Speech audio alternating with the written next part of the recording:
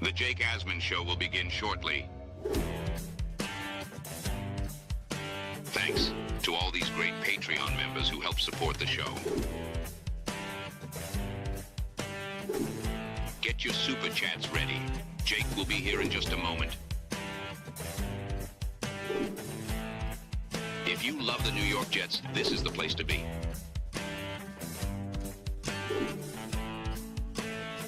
And now, the Jake Asman Show. What is the Jets' plan at quarterback when free agency starts on Monday? ESPN's Rich Cimini has some new information about what the Jets could do at that position. We'll talk about that. Plus, the winners of our 17th ASMANIAC Raffle are announced. Another ASMANIAC Madness matchup gets underway. It's a Friday Jake Asman Show. Let's hit it and get it started. Man, our Jets are primed to win another offseason, baby. We bleed Jets green each and every day. Will the playoff drought finally end? Kings of the offseason, baby. This is what we do. At least we have Garrett Wilson. We have Breece Hall. Please subscribe and hit the like button below. Super chats, baby. Cut the line. We have Sauce Gardner. We have Quinn Williams. Prepare to be underdogs. Now it's time to talk all things New York Jets. It's the Jake Asman Show. Here we go on a Friday, show number 1 on the day. Click the like button. Click the subscribe button. We are on our way to 42,000 subscribers. And with Jet free agency starting on Monday, you're going to want to be subscribed. You're going to want to be tuned in because we'll be going live throughout the day starting next week, breaking down all the moves that the New York Jets will make. Join the Patreon if you haven't. When you join the Patreon for a year, you get yourself 10 raffle entries included with your membership. You get Discord access, bonus shows, your name in the intro, and a whole lot more. Before we get into what Rich Cimini had to say, I think it's time to start off today's show with the announcement of our winners of our 17th ASMANIAC Raffle. We basically do a raffle every week, and we started it December 1st. So we're up to number 17. We're giving away a signed Curtis Martin helmet, a signed Darrelle Revis helmet, signed Don Maynard helmet, signed Joe Namath helmet, and a signed Kevin Mawai helmet. And here's how this works if you're new to the show. I'm going to pull up a list of names, but they're not just listed. They're listed in wheel form. We're going to use the website Wheel of Names, and we're going to let the old spinning of the wheel decide who's going to win our 17th ASMANIAC Raffle and our top 5 prizes for said raffle. So all of you now can see the Wheel of Greatness, the ASMANIAC Wheel of Champions. And our first prize, that you heard me just say we're raffling away, is a signed Curtis Martin Hall of Fame inscription helmet. Ladies and gentlemen, it is time to announce the winner. And the winner is... Spin it.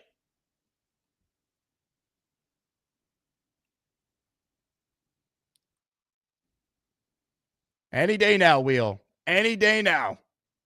The winner of the C. Martin helmet is Mike D's Nuts. Congratulations, the D's Nuts, on the achievement. D's Nuts.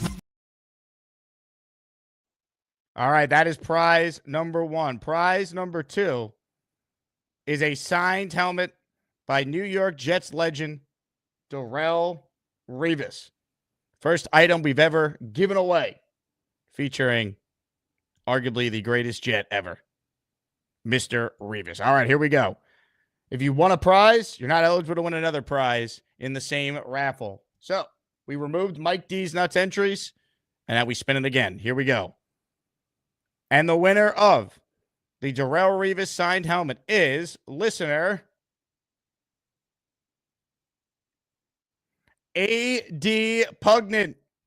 Congratulations, A.D. Shoot me your information.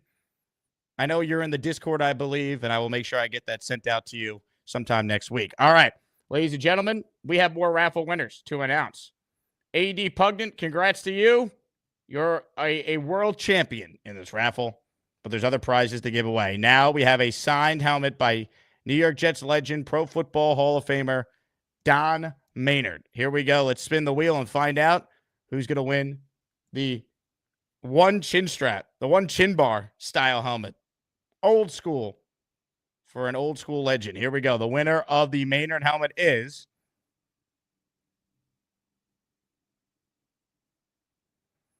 John Derwitz. John, that's awesome. John's a long-suffering Jet fan, watches the show every day. John, I will get your information, and I will make sure we send you the Don Maynard helmet. Congrats to John on the win. All right. We've given away 3 prizes. That means we still have 2 prizes left, and we added this one after we got all the memberships. That show we did, the ASMANIAC Madness selection show.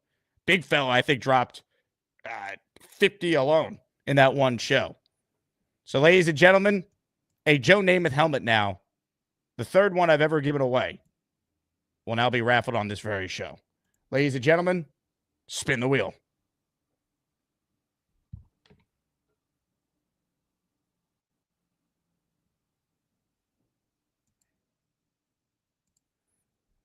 Mimosa McNearney is the winner of the Joe Namath helmet. Congratulations to Mimosa. Now, Gator texted me that the wheel is not showing. I'm just seeing this now. I had no idea. So I can someone in the chat let me know? I'm just checking the chat now. Could people not see the wheel? That's what I don't understand. I'm not seeing people complaining, so I don't know if that's just a Gator issue on his end or I don't know. People aren't seeing the wheel here. What I will do, though, is I will show a screenshot of each winner just so people can see for full transparency what's happening here. I didn't realize the wheel is not showing, which is very annoying. I apologize for that. I wish I saw this earlier, but technology sucks, and StreamYard is a disgraceful platform. Let's call it for what it is. No one has seen a spin. Well, that's great, because on my end here, you know what I see? I see a wheel. This is what it looks like for me, everyone. Look at this. This is what I see on my end. Are you kidding me? What a disaster. Just like the Jets. Can't even get a damn wheel thing to work. That's what I see. God. I apologize. You're all going to have to take my word for it. These are the winners. All right. I have no patience for StreamYard's bullshit, just like I have no patience for the Jets winning 4 games next year. Here we go. We're up to prize number 5 here. Take my word for it, people. I guess you guys can't see it, but we're up to prize number 5. Here we go. Spinning the wheel. I'm seeing it on my end.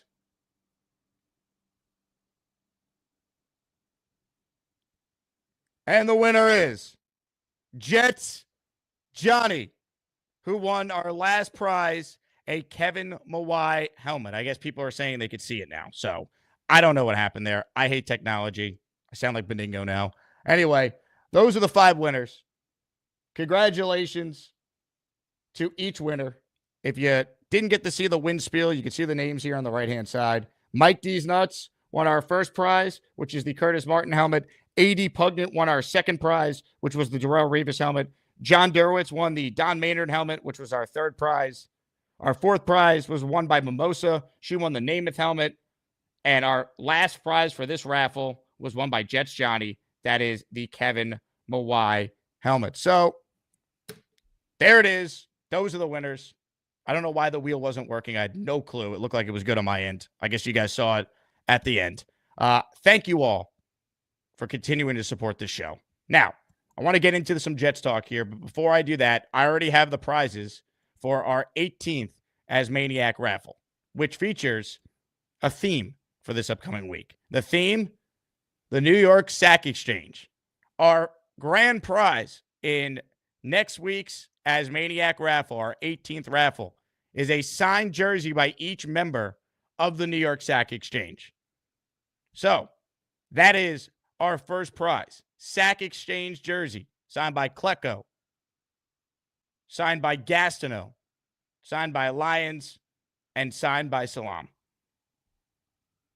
Those are the top 4 in our next ASMANIAC Raffle. Or that is the top prize, I should say, in the next ASMANIAC Raffle. The more memberships we get, the more prizes I can add to our next raffle. Well, we started off with the Sack Exchange theme raffle. All right, I'm almost 10 minutes in. I hate technology. Now let's talk Jets.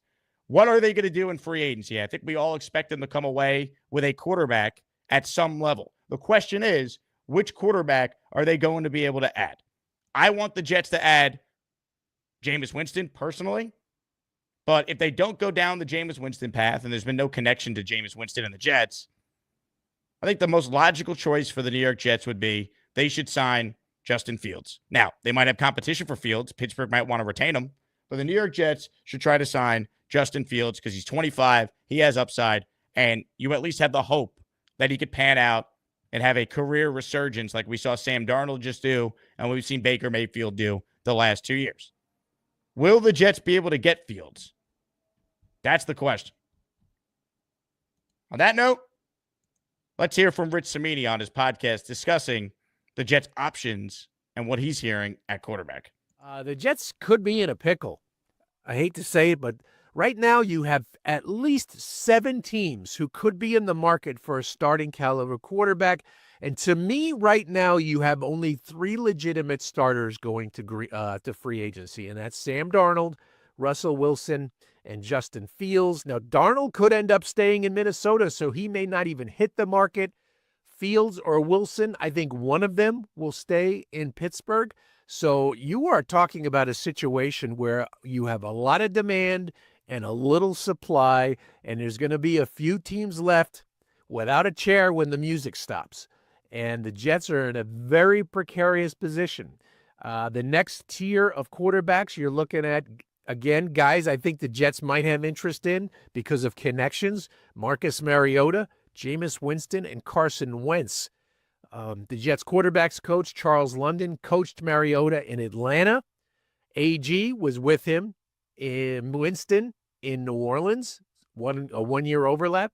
And Scott Turner, their passing game coordinator, had Carson Wentz for a year in Washington. These 3 quarterbacks are nothing to write home about. They're essentially high draft picks who flamed out to the point where they're now backup type guys. So do you want to go into the season with Tyrod Taylor and a Carson Wentz or a Marcus Mariota? It is not an ideal situation.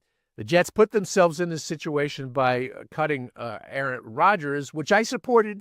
I got it. I understood that move, but now you have to deal with the consequences. I think maybe Kirk Cousins is a factor if he's released by Atlanta, but Atlanta is telling everyone that they're not going to cut him. Jordan Travis as your top 2 quarterbacks. I mean, Travis is a wild card. We know that, but you got to give your fan base some hope. If it's Taylor and Justin Fields, all right. Justin Fields is interesting because he's got some upside. He's exceptionally mobile. He brings that dimension to your offense. He's only 25. He's a former high draft pick. I think last year he went 4-2 in Pittsburgh, and he expanded his repertoire. Unlike Chicago, he went to Pittsburgh and he played under center a lot in Pittsburgh, and he also did a lot of play action passing in Pittsburgh, and those are 2 staples in this Tanner Engstrand offense. There was no quarterback in the league who played under center more and did more play action passing last year than Jared Goff. So if you're going to play offense for the Jets, I think you're going to need to do those 2 things. That's why I think Fields could be a possibility. He has struggled from the pocket over the years. We know that. But all things considered, he might be the best guy out there. So don't be surprised if the Jets sign Justin Fields to something like a 2-year, $20 million contract. And I do think they will look quarterback in the draft. Not saying they're going to pick one, but they have their eye on a couple of guys, and I believe Jackson Dart is one of those guys. Jackson Dart. Get ready for a lot of Dart talk following free agency. I want to focus in on the last thing Cimini said there about Justin Fields before we talk about maybe some of the college quarterbacks. 2 years, $20 million. Should the Jets do that for Fields? Feels like a little bit of an overpay, but what choice do you have if you're the Jets? What choice? Right? I'd rather do that than sign Marcus Mariota. I'd rather do that than Carson Wentz. I want some hope. Like, this team's not going to be good next year if they sign Marcus Mariota or Kirk Cousins. They're not. Some of you will try and convince yourselves otherwise. They won't be. Accept it. They got rid of Aaron Rodgers. He was the best option. Now we're talking about all these other crappy options. Great. Oh, but we won the cap space championship. Thank God we had to get rid of Devontae too. We almost put up 1,000 yards in like 8 games with the Jets. Had to get rid of him. Couldn't just, I don't know, take a deep breath and realize our best chance to win and establish a culture is to keep the best quarterback on the team and the best wide receiver with the other best wide receiver. So we don't have a gaping hole at wide receiver as well. But I digress. Everyone knows my thoughts on this. The options suck. So I would overpay if this is considered an overpay for Justin Fields. Do I think Fields is the answer? No, I don't. But I would at least try. He's 25. He could maybe be good. We didn't think Sam Darnold would be what he was, or Baker. But unless this coach is like Mike Tomlin, where like the quarterback, I don't want to say it doesn't matter, but they just get everything to go perfect around the quarterback most weeks. How's this team going to win games in the AFC? That's why, like, I'll take my chances with Fields and the upside. I mean, at least Fields, you could like design like an offense around his skill set. He's an elite runner, so that'd be cool. But you know, as far as the other part there, Jackson Dart. I mean, I don't want Dart in the first round. I don't. Now, if you told me they used a second round pick on him, I don't love it, but I don't hate it. You know what I mean? Like, I still think pick 42 is a pretty high pick. I'd want to get someone that can help this team. But if they took Dart, I'd be okay with it. I wouldn't say, how could they? It's less risk to do it in the second round. You're not hamstrung to that quarterback where you wouldn't take someone next year, right? But, yeah, I mean, the options at quarterback are not great. You know, the one of the best options is already on the team in Tyrod Taylor. Problem is he can't stay healthy. So that's the other thing you're weighing here too. But, you know, if the Jets had to offer, as Cimini said there, 2 years, $20 million for Justin Fields, I would do it. I would do it. And then, you know what? Maybe if it doesn't work out with Fields as your starter, he's probably a high-end backup then, right? It's like kind of like Tyrod. They offered him a 2-year deal last year. Thank God they did. They have him at least under contract for this year. But don't expect much from Fields. I mean, what do you average? Like under 160 passing yards per game? Like, oh, it's going to make Garrett Wilson so happy. I mean, if he can get the ball to Garrett Wilson. And with no other obvious receiver, like Garrett's going to be dealing with the number one corner week in, week out. And a quarterback who's not great. Unless he turns into being great. I don't know. So this is why I was pro keep Rodgers for one more year. But they felt otherwise. That's fine. All the beat reporters saying, got to get rid of Rodgers, got to get rid of him. And now it's like, well, the options stink. And then they say that. And it's like, yeah, that was the point. But they did it. So now I hope the Jets go out there and prove many of us wrong and somehow are a lot better than most of us, I think. Because realistically, are the Jets not a fourth-place team right now in their own division? Not sure. We haven't had free agency yet. Haven't had the draft. Things change. Commanders, best example of that. Playing in the championship game with a rookie last year, but they had the number 2 pick. They had an obvious path to a top quarterback. The Jets don't right now. Even the Texans with Stroud, like completely unexpected, but, you know, they hit on the quarterback in the top 2. The Jets at 7, we have no idea. Like, I think Jackson Dart at 7? Probably not, right? Although I guess you can't put it past anyone at this point. But, you know, realistically, if you're projecting next season, you're not better than Buffalo. You're not better than Miami right now. And while the Jet roster for now is better than New England, they have a young quarterback who could take a big step in year 2.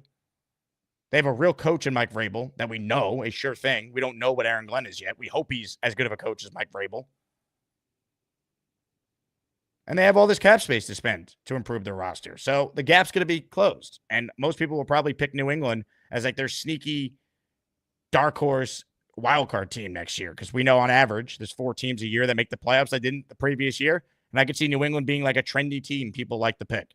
So realistically, this is like a 4th place team. Unless the coaching is superb and they really crush it in free agency and they crush it in the draft. So that's what stinks. You know, I argued it was a retool not a rebuild. But when you get rid of Rodgers and Devontae, you know what? It's closer to a rebuild at this point than a true retool. But they're saying they want to win now and going forward, right? Those are Aaron Glenn and Darren Muji's words. So let's see it. No, the fan base wasn't putting that pressure on you guys. They did. They said they're going to win. Then go and do it. Because I think all of us down on the team right now would love to be wrong if you're truly a Jet fan. Unless you're a fraud like Alan who just roots for losses.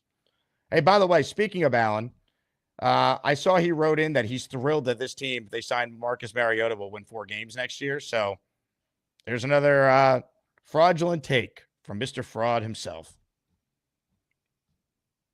It's just, I'm so tired of the losing, man. That's why I want Fields, because at least there's a chance. How are you selling me on this team being good next year if they sign Marcus Mariota, as Cimini brought up there in that cut? You know, part of the reason why I like Winston, too, is because, you know, maybe he can have that Fitzpatrick 2015 season. They're similar players. And they're former teammates, by the way. You know, Jameis Winston once threw 30 touchdowns in a year with 30 interceptions. But he threw for 5,000 yards, and they won 7 games. Which is not good, but that was a testament to the defense that Tampa had. Then they added Brady. They won the Super Bowl, all that. But, my point with that is, you know, Fitz is a guy who could throw for 350 yards in a game and also throw, as we saw with the Jets his second year, 6 picks in a game. But that 1 year with the Jets, it clicked for him. Maybe Winston, who's a former number 1 overall pick, like Vinny Testaverde was when Parcells brought him in 98. Former number 1 overall pick of Tampa, by the way. Similarities there. Maybe it could click for him. So my order would be Fields, Winston, before I even talk about Cousins, who I think is just done, shot. You can't sell me on Cousins. I don't care if he's cheap. I don't care. Just keep Aaron Rodgers at that point. And I don't want Mariota. He's bad. He's exactly like Tyrod Taylor. They're the same type of player. There's no diversity there. There's no different skill sets that you could sell yourself on. So it's frustrating. But hopefully they go out there and they have this grand plan. Remember, we weren't allowed to criticize. Those of us like me and many Jet fans, according to some of you, we weren't allowed to criticize this regime yet because we have to see what their plan is. Right? I can't be upset that Rodgers is gone and Devontae is gone until I see what they do. Well, now that we're on the precipice of seeing what they do, is anyone confident they're actually going to sign a quarterback worth a crap? Because I'm not. So that's where I'm at right now. Comments, questions, super chats, cut the line. Alan's already yelling rebuild in all caps. Alan, you suck. We will see you in 5. I'm glad to be in Asman Shadow Realm. Into the shadow realm you go. Aaron Rodgers is a glutton for fame. I don't think he loves his teammates. I think he loves attention. GFY. First word is go, and the last word is yourself. Comments, questions, super chats. We'll cut the line. Vinny writes in, Jake, will you please ask Bobby Midnight to sing happy birthday to my beautiful wife, Tiffany? We're both big fans of the legend Bobby Midnight. Today's her B-Day, and we're both big Asmaniacs. Vinny, first off, happy birthday to your wife, Tiffany. Appreciate your support. And I will have Bobby sing to your wife if he's up for it later in the show for you. So thank you very much, Vinny. Indy Jets is in our next raffle. He is the first person to gift a channel membership for raffle number 18. Indy, thank you very much for supporting the show. For those who missed the announcement at the start of the show, I did, in fact, announce the winners of Raffle 17.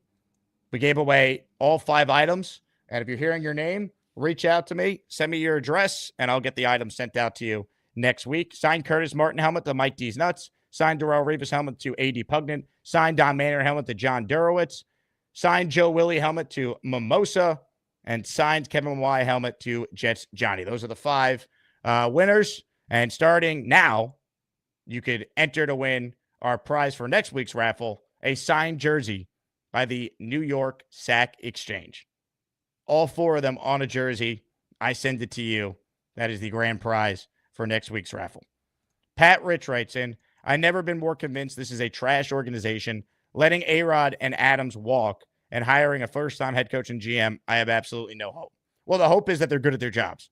The problem with that is we keep trying to do the same thing and expecting a different result. That was my whole thing this offseason. Why are we still hiring guys that have never done it before? I want Aaron Glenn to be great. I don't know if he is. We all want Aaron Glenn to be awesome. It's a great story. He's a Jet. He's one of us. But I'd feel better about the direction of the team if they moved on from Rodgers and Devontae if they had a real coach that we know is good already, or a real GM at least to fall back on. We don't know. I like Darren Muji. He seems like he's good. He seems like he's qualified, but you never know. I thought Connor Hughes made a really good point on our show last week at the Combine. Joe Douglas was as proven as a GM as you could get for a first-timer. Started as the Turk in the Ravens organization in the year 2000. You can see him on Hard Knocks telling the players, hey, they're about to be cut. That was his job. He was at the bottom of the barrel. Worked his way all the way up in Baltimore. Then goes to Philly as an assistant GM. Wins a Super Bowl there. Learns from Howie Roseman. His two mentors are Howie Roseman and Ozzie Newsome. And then he comes to the Jets. He got 6 years. He couldn't figure it out. And now, you got to hope Darren Muji's good. I would have hired Thomas Dimitroff. And look, if you wanted to move on from Rodgers, fine. But at least I have confidence that this guy knows how to build a team. He's done it before. He's hired 2 coaches that went to the playoffs.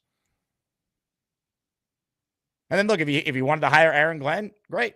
Because at least you have some experience there in the front office. But, I'm taking a wait and see approach.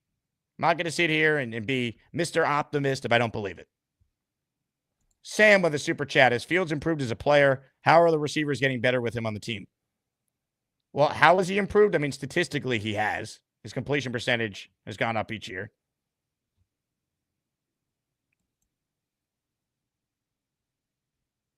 His efficiency stats are better. I'm not telling you he's great, Sam. I'm just telling you he has flashed and is only 25. Doesn't that matter?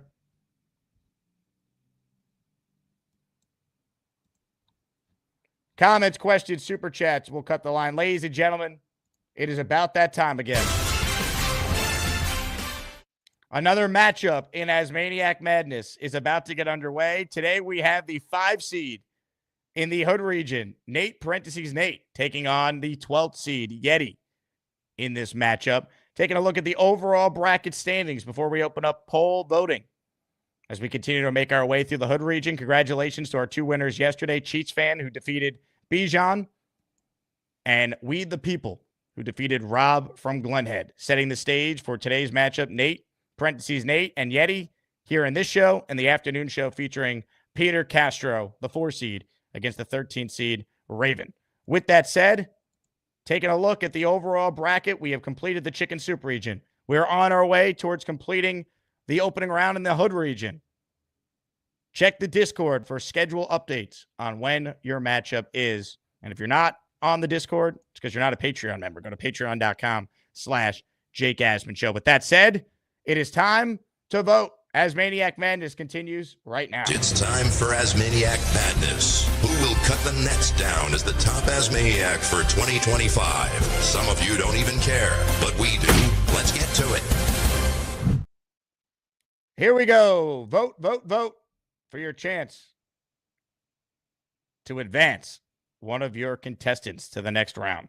And by the way, for those of you who filled out a bracket in our bracket pool, just 9 perfect brackets remain out of the 262 people that filled out brackets. 304 of you signed up, but only 262 of you actually submitted picks. So bad job by some of you. That said, I am excited to announce, if you didn't see the post in the Discord earlier, the top 3 prizes for whoever wins the bracket pool. The grand prize winner will get a signed Sauce Gardner jersey. The second place prize winner will get a signed Jermaine Johnson jersey. And the third place prize winner will get a signed Wayne Corbett jersey. The winning ASMANIAC, of course, will receive the best of the best trophy that I'll send to them, named after legendary ASMANIAC, the late, great Keith Best. So some awesome prizes for people filling out brackets and the ultimate prize for the winning ASMANIAC. So I can't thank you guys enough for the support. We're able to have incredible prizes like Sauce and Jermaine and Corbett jerseys because of all the memberships and the interest, the past couple weeks here. On that note, comments, questions, super chats will in fact cut the line, and it's fitting because the guy we're going to first today is the guy competing right now. Nate, parentheses Nate, starts us off. Hello, Nate. Oh, we came at a very tight moment, Jake. How are we doing, Jake? How you feeling, Nate? Are you nervous about your matchup against Yeti? I mean, I couldn't eat this morning, but that's a typical game day thing for me. I always got like a stomach issue going on the day I'm going to play. So, how's it going into the matchup? Oh, can you hear me? I hear you now. Yeah, we lost you for a second. Yeah, we're confident, but Yeti. I've been teasing with Yeti. We've been going back and forth, but Yeti's a respectable 12 seed. He's probably always going to be there. It's one of those like kind of like a mid-major, like a Wichita State. When you see him on the schedule, like you can't not take him serious in the first round. They've been there several times. They're going to probably be there again next year. You probably don't have him to win your bracket off his pool, but yeah, a respectable opponent. I'm just excited to be in the tournament, and then hopefully all goes well, and we'll get the boys back to the hotel, stretched up, and scout our opponent for round 2. Do you think you'll win more rounds in this tournament than the Jets will win regular season games next year? Do I say it again? Will I win more rounds in the tournament? No, absolutely not. Because the Jets are going to the playoffs next year. We have Aaron Glenn. We got a coach. So you believe? Yeah, absolutely. I believe. I'm invested. I'm a prestigious season ticket holder. We're locked in. Well, I'll tell you what. If you advance, Nate, I mean, you could be looking at a Peter Castro matchup in the round of 32, unless Raven upsets Castro this afternoon. Yeah, who is Peter Castro? Oh, Raven's playing? I think we all know how that's going to go. I mean, shout out to Raven, but she would have had to bring on a strong campaign the last week or two to really make the push against Peter Castro. Yeah, fair take. I mean, look, Castro's an OG. All right, I made some left and right. I need 49 Chambers Street. And I'm on Prince and Broadway. How's the weather today, Nate? It looks like a very nice day in here. here. It's very nippy. It's not like if you were out last couple days, kind of all the girls were waiting to wear their short shorts and mini skirts popped out of nowhere because it hit 50. It's cold again today. It's like 30 something degrees, and I got gloves on the whole nine, multiple socks. Granted, I'm on a bike, so the wind is hitting me, and still got my ski mask. Watch out, homeboy. Thank you. You're giving us a nice view of the Freedom Tower as well. Oh, yeah, it is the Freedom Tower. Shout out to America. If you love America, vote Nate. Let me not be like Johnny Boy. I take that back. Eduardo wants to know, are you door dashing right now? No, I'm doing other work for my live production company where I have to go to 49 Chambers. There's an event that I have to do like an OSHA check on and make sure everything's safe inside, get some permits, and then I'm going to go back home. I already stopped at Radio City while you were doing your little intro monologue. Oh, it's a one-way street. It turned on me. Uh-oh. We're good. No cars coming. Oh, I lied. Thank you, sir. Canal Street. All right, I think Chambers. Yeah, 49 Chambers is gonna be the next big little crossing here. Hit the hole. You think I should play Frogger with this, Jake? That would be our viral moment on the Jake Asman show. Oh, speaking of hit the hole, that's a turn. Let's go, baby. I need that cutback like your Brees saw in the open field. All right, I'm putting this one right here. JD just wrote, this is crazy skill. I'd be dead. Joe Bonesy says, this is why I have Nate winning the Hood region. Yo, Bonesy, I just drove by. I was hoping to get an in-person vote from the Bonesy brothers. And I literally, while Jake was doing his monologue, I was at Radio City and I pulled over to Madison with that little squirmy-looking guy is there today. The Bonesies weren't there. All right, I need to get back on a street that's going my way.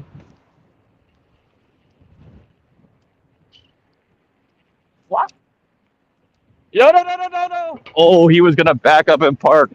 Shout out to reverse cameras. The Bonesies have shared. They're both off today. Damn. Yeah, those other two guys are weird. They don't got the same vibe that the other Bonesies do. Oh, I hate this part of Manhattan. You ever spend a lot of time in lower Manhattan, Jake, where the streets are all like super narrow and cobblestones and like one-way everything?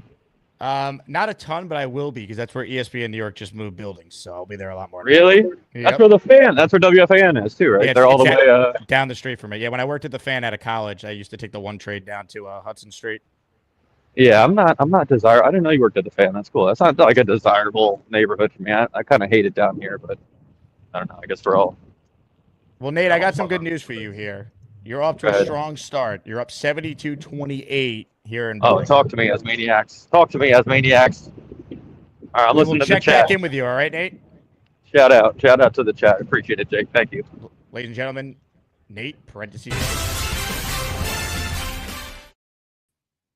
StreamYard still having issues today. Great. For those who missed it, we had issues with the wheel. I think the last 2 picks maybe were actually on screen, but we have record of the winners again. By the way, for those just tuning in, I saw we just got an increase. Sack Exchange jersey leads us off for our next ASMANIAC Grand Prize next week. Autographed jersey by each member of the New York Sack Exchange. Jake goes, I thought you were giving away tickets away for a game. So that was my original thought, Jake, but there's so many people in the bracket pool that are from out of state. I just figured it'd be easier just to send someone something that's assigned instead of tickets, because then you got to coordinate it that the game works for them, and then we got to wait till, September, October, whenever to actually reward them for the prize. So I wanted to do something that they could actually get right away. So I thought Sauce jersey for the grand prize would be great, followed by Jermaine jersey for second place, Corbett jersey for third place. So that was the thought process there. Wow, B-Mac's in the chat. He goes, what up? Hello, B-Mac. All right, more of your calls right now. Let's say hello on the Gusbuster Umbrella Hotline to one of the greats of this channel, Mr. David T. I got my Iron UG. I hope you like my Jets take. You know they call me David T. It's not easy for me to see, but if you bring me full stream, you might like what I had to say. I'll need to get real damn close, cause my vision is dog shit. Hi, Jake. Hey, David. I'm intrigued by the Nate cam, riding the bike in New York City. I just, boy, it's like, man, you got to be an expert at what you're doing there. That's for sure. Nate he's like Lance Armstrong of riding around New York City. For sure. He does it very, very well. But I guess you have to. You have no choice. But with 2 balls, David. Pardon me? He's like Lance Armstrong, but with 2 balls. Oh, yeah, I get it. Yeah. He's the 2-ball Lance Armstrong. Okay, well, that should help his confidence a little bit. Okay. Now let me think of what I was going to say. Oh, and I probably would have heard it on your show already, but somewhere yesterday or the day before, there was a rumor going around that Pittsburgh was going to keep Fields. Is there any validity? No, there's no new information to it. I mean, they're interested in keeping him, but they haven't agreed to anything just yet. If he hits free agency, I think he's gone. Like, I think if Fields is going to stay, they're going to sign him before other teams can officially talk to him. Okay, and when that's in March? Free agency is in March, or free agency starts Monday. Oh, this coming Monday already. Okay, good. So we'll know. That being the case, just to put my 2 cents in here, because they didn't keep Rodgers, I'm almost thinking, the ownership is given the coaches and the GM, a mulligan the first year, because it was only the sensible thing to do. So I'm actually right now, and I'm usually very positive, but I'm actually preparing myself for the 4-win season. But what about so if we got to bring a midi free agent guy in, I'm more thinking about Jameis all the time. I'll be down here in Florida almost 8 years and got to see Jameis play a lot, with Tampa and everything. And he's fun to watch, and he certainly would help out Garrett Wilson with his passing ability and all that kind of stuff. Maybe they can settle him down with the interceptions. The only thing that I was thinking about it while I was on hold. I watched many games with my brother and sister-in-law with Jameis, and and a lot of the times it just seemed like when he had to make passes in critical situations, ball went to the wrong team. He at least can score points, though. Yes. Like these Yeah. other guys can't throw is my thing. Like Winston at least could provide some fun moments, and like if they're not going to be good, I'll take that. And also, like my thing with Winston is, could he have the Fitz 2015 year? I don't think it's the craziest thing in the world, right? They're similar players. That came out of nowhere.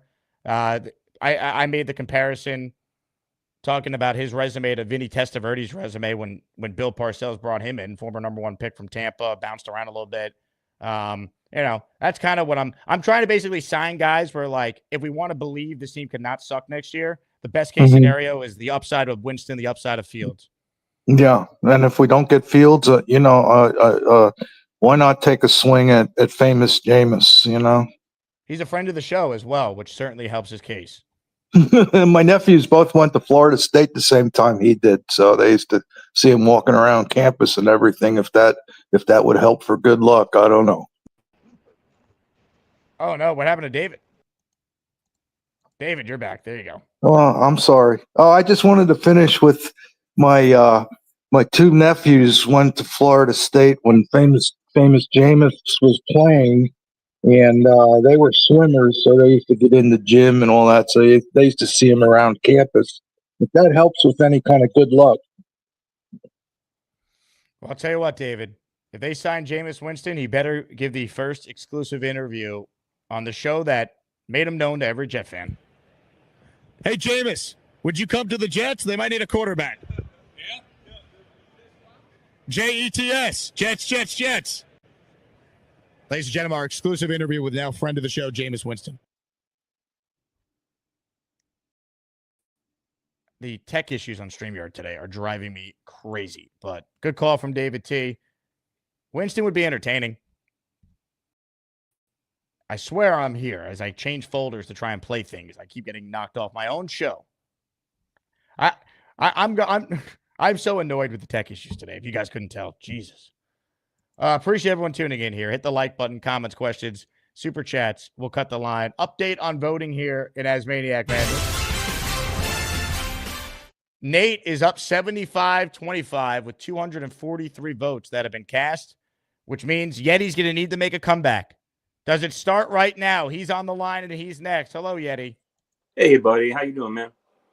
Yeti, how you feeling, man? Obviously a tough matchup against Nate, and he pulled out all the stops riding on the bike. No, he went straight to his guns. Let me call it on the bike with the GoPro. You got me there.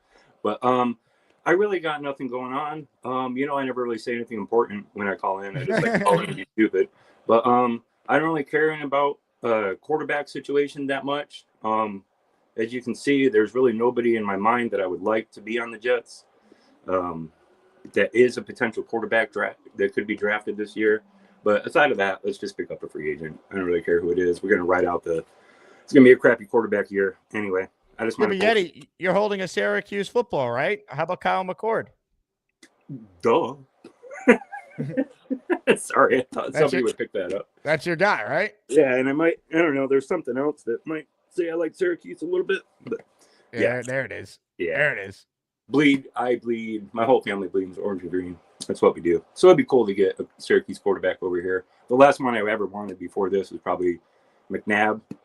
Hart was good too, but Hart didn't go pro. He went basketball. But Tommy DeVito didn't do it for you? Not so much. I don't know. He's good. I like Tommy DeVito. The name was always funny. It was cool. But, I mean, he went to New York. He stayed around. But anyway, I don't give a shit about the Giants. But sorry for cussing. Good luck, Nate. Keep riding around. We'll see you. I would stay longer, but I got a guy that's supposed to be here at 9 o'clock to fix my washer and dryer. So he's going to come to the door any minute, so I don't want to get stuck and pulled away when he gets here. But good luck, everybody. I'm just glad I made the tournament. I can't believe I was even a 12 seed. I looking when the brackets came out, I was looking at 16, 15, 14, 13, like going through, and I was like, I didn't fucking make it. There's no way I'm going to make it. And then, boom, I see my name at 12. I'm like, what? Because I call in like 4 times a year. I'm a chatter. I'm not a caller. So you call him more than that, but I'm glad you made it. The committee obviously was very fond of you, and You know, They're friends, man. you got a tough draw though. That's the problem. You know, Nate is a fierce competitor. Yeah, I was just hoping maybe my vet status would, give me some weight, but it did. It got me up to 12. I'll take that. But yeah, I'm just a wise ass chatter. I wasn't expecting to go very far. I'm just happy I made it. Good luck, everybody. Have a good day. Ladies and gentlemen, Yeti checking in. Can he mount a comeback? Well, I'll say this for Yeti. When we started this call, he was down 75-25. He just gained 2 points during that call. Is it enough? That's the question. Boomtown, head of the committee chair, says, don't undersell yourself, Yeti. Exactly, Yeti. You're a great caller. Anyone in this tournament's a great caller. There were over 100 people to try and consider, and they're all great too. It was impossible to narrow this list down. I lived it. The committee was on the phone the first day for 3.5 hours and then messaging all throughout the week. This bracket wasn't finalized until about 3 hours before the Selection Sunday show started. Unbelievable. A lot of people want in on the conversation, so we will get to more of your calls coming up here. Comments, questions, super chats. We'll continue to cut the line. We mentioned this the other day on the show that if you're in the tournament and you want Gator to make a campaign video for you, the way to do that is to email him, GatorMcCluskeySports@gmail.com. Ladies and gentlemen, we take a quick break and we come back with more of your calls. Vote for Neil. Of course you can, because he's a great grandfather and he loves his children's children. And cigars. And of course, ugly sweaters. And he drives his friends to Jets games and has hot women all around him. Who the heck is that hot chick? And a beautiful, cute dog, of course. Here he is with some Jets players. I think this guy helped Aaron Rodgers end his season. And I don't know, is that Curtis Martin? Wow. Neil loves dogs, so vote for him. That ad paid for by the Vote for Neil over Indy Jets campaign. Neil, the 3 seed. Luppy, the 14th seed. That matchup is scheduled to get underway Monday in the tournament, the first day of Jet free agency. So a little look ahead to the Neil versus Indy matchup. By the way, the first video that Gator sent, I couldn't even play. It was so dirty. I wish I could play it. Gator had fake Jim Nantz narrate it and said some of the most wildest stuff. So I said, you gotta. I'm like, it's hilarious. Maybe I'll share it in the Discord, but I can't put that on the show. So I just want everyone to know there was a wild version that I had to shoot down. Oh, my God. Let's get to more of your calls right now. Say hi to Philly Noodles, who's next. Hey, Philly. Bro, something about that video tells me that was bullshit. There's another, no. I was like, no, that's like the most apologetic, sincere, no, that's not Neil. We know Neil. He's just sitting back. He's ready to talk some smack. That wasn't him. I call that that's a bad campaign ad. We need if you got a raunchy version, release that on the Discord. The actual video Gator made, most of it was fine, but there was one line in there about he did a photo montage of Neil with a bunch of players, and Gator was just saying some wild stuff, and it was in Jim Nantz's voice, and I'm like, I'm not I know Jim Nantz, I'm not doing that to him. I'm not putting that out. Yeah, I got to see that because there's another side. There's a dark side to Neil. We know it, all right, for sure. The dark side to Gator. The amount it's not often, but there are some things over the years I've had to say, Gator, I can't play it. This was one of them. He's making one of those for me if I ask him, because all the hatred he knows I have burning deep inside for we know who, the name I shall not speak of, that turns Gator into my arch enemy. Also, I think I misspoke. Did I call Indy Jets Luppy by accident? I meant, of course, Indy Jets versus Neil in that matchup. Luppy's you said tomorrow. Indy Jets. Did I? Well, Luppy's going Leany versus Luppy's. I might have the order wrong here in my slideshow, but that Leany both versus love Luppy's each other now. They have a love for each other now. They're both calling each other good looking, Luppy and Leany. That's I don't know. It's over love. Whoever whoever shouts out the most love of the other person is going to win. That's a tough one. Laney's representing 4%er. Luppy, man, he's a classic caller, though. He really is. Like, I feel like I would sway for the classic call, but Laney's in North Carolina. I'm down here myself now. It's like, I don't know. But Indy Jets, man, I usually share a lot of strong points with him, but that ad campaign, I don't know. He needs to hit up Gator like immediately, like right now, and see if he can get something going because he might be cooked. They might cook him, just that little bit there. Even though we know Neil's lighting up cigars next to his dog, and he might take that route and see if that'll work for him, but I don't know if it's going to. Two things. Nate on that bike reminds me of the Gordon Joseph Levitt movie where he's in the city and he's riding a bicycle, and he's like fighting for dear life. He's getting like almost executed while riding a bicycle. And quarterback play. I brought it up on BG's show earlier today. I don't know how I feel about Enstrand implementing a RPO system since he had golf. So it'll be something for us to really pay attention to, like preseason, if we get Fields, if you know what I'm saying. It'll be interesting to see what would happen. But supposedly he's worked, good on play action. And if we're going to go based off of play action, that could be almost any quarterback that knows how to throw the ball. You can be scared of play action. But that also means the run game has to be there, and it hasn't been there the past couple of seasons. So Justin Fields, I think, would be best fit for RPO play action if you're going to try to scare the league with that, with Brees. And at that point, I'm saying, dude, at that point, you're going to have to draft a tackle as well, probably. That would be your best bet. O-lineman, either Membu or Campbell at 7. Philly Limp Noodle says, Noodles is soft. Yeah, I want this person to come on. Like, I would have just took this person on. Like, they never call in, though. This ghost moniker, Limp Flaccid Noodle. I represent all noodles, just not flaccid limp ones. I can't endorse that. It's either al dente or bust. No pun intended. So. But yeah, I'm interested to see what happens with free agencies. So we'll see what happens. For sure. Philly, I appreciate it, man. Good call. Stack goes 400 in the chat, only 200 likes. Thank you, Stack. Everyone, click that like button. Let's get the likes up. We have almost 300 votes that have been cast in today's tournament matchup. Nate leads Yeti 72-28. For those of you who have yet to vote, we've heard from both candidates. So cast your vote. FPP campaigning for Neil says, Neil got Joe Tippmann on your show. You know what? You're absolutely right, FPP. Good point. Neil running into Joe Tippmann on vacation, then stalking him for the rest of the weekend. Ended up leading the Joe Tippmann coming on the show before training camp last year. Michael writes in, man, that thumbnail on Neil makes it look like he's smoking a joint.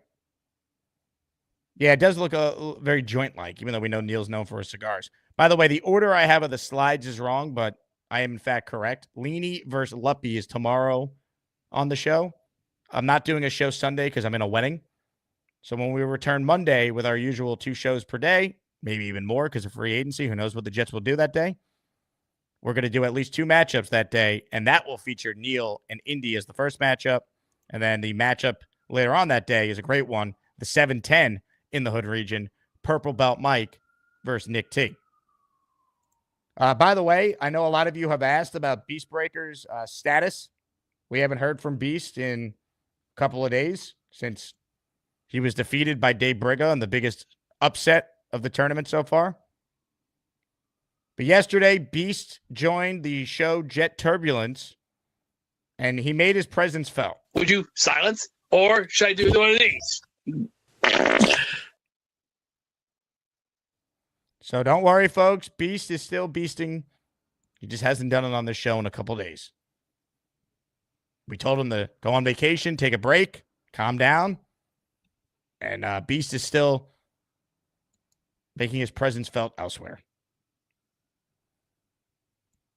Comments, questions, super chats, cut the line. How about this from Indy Jets? $25 super chat. How about 6 raffle entries for this one for Indy? Let's go. Jake, having a minor setback from my stroke and speech is still a little off, so I'm not comfortable calling to battle Neil, but maybe by next week it will be better. Let's not forget that I rescue dogs from abuse situations. I see what you're doing here, Indy. Trying to get that sympathy vote. Hey, it might work. I don't know.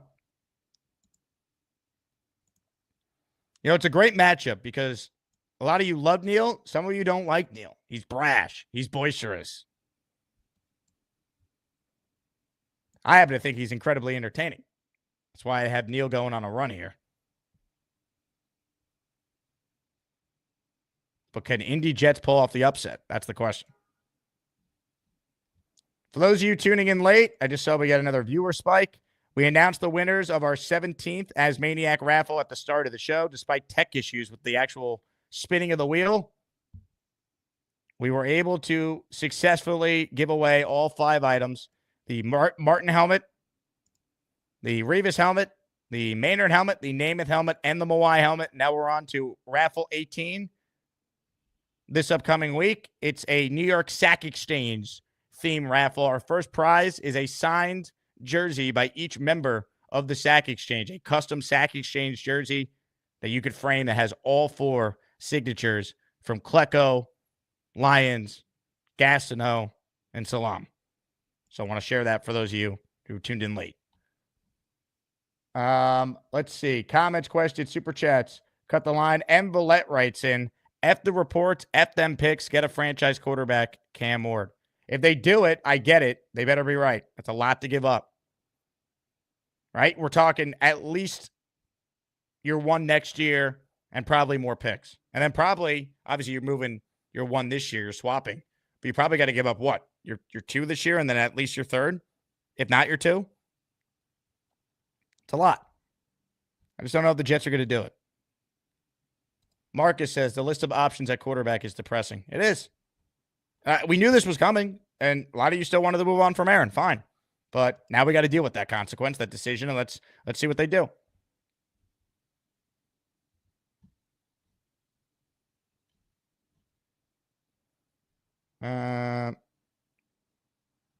Tom Ace writes in, Neil's stalking ability is unmatched. Oh, yeah. Joe Tittman feared for his life. He knew if he didn't come on this show, Neil was going to show up at his home.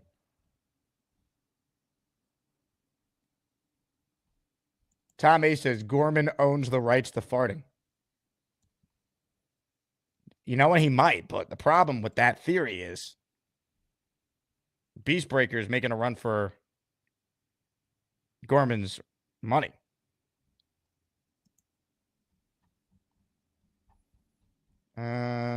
Jamal says, I beg the Steelers, please re-sign Fields. So if you don't want Fields, then, Jamal, who do you want is my thing. Like, I don't love Fields either. I'm not going to sit here and pretend like I think he's going to be great. I have serious doubts on him as a player, but no one saw Darnold doing what he was doing, right? No one saw Mayfield doing what he's doing. Not the same exact type of example, but Geno eventually turned into an adequate starting quarterback. Took a while, a lot longer than Darnold and Mayfield, but you still saw that. Could Fields possibly do the same? I mean, that's what you're hoping for.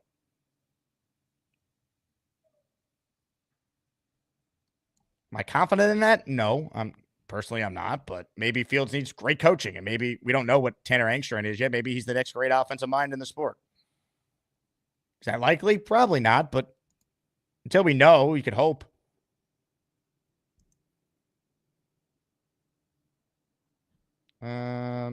John wants to know, did I win? John, you unfortunately did not win. But you have a chance to win a Sack Exchange jersey for our next one.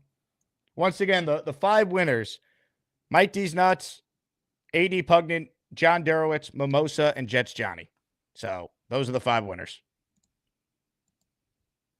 Ladies and gentlemen, Peter Castro is the first person to drop a 10 spot for next week's ASMANIAC Raffle. Give it up to Peter for coming through. It's the ASMANIAC membership raffle. For every membership gifted, you receive 1 ticket entered in the raffle to win epic prizes. If you hear your name called, make sure you thank Peter Castro. Wild Stallions 88, David Torres, Dilrod just for fun, Scott Wilkes, The Real YouTube Shadow, Dylan Messiah, Barry Reed, Double O Jet Fan, and one more to sneak through, Gerald Janasco. So those are from Peter Castro. Hit that Castro emoji if you're a channel member. Appreciate you, Peter. We'll get you down in the raffle for 10 with that one. Addison is in the raffle for 5. Addison, let's go, baby. This is for you. We're the freaking New York Jets, so we're built for this shit. And well, since Addison is Bobby Midnight's co-host, this is also for you, Addison.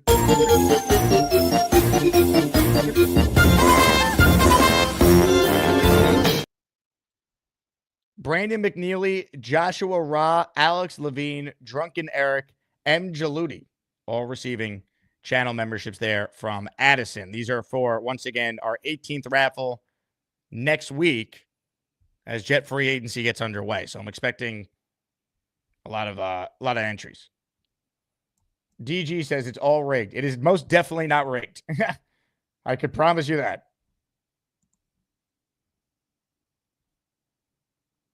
Vinny says, you're dropping tickets for $10 plus super chats. Just curious. Thanks again for all the great stuff. Vinny, we're going to get Bobby to sing for your wife. I haven't forgotten. That was only for yesterday. I only do that in like the last show before the raffle just to try and get some last second entries in. We're back to the normal rules.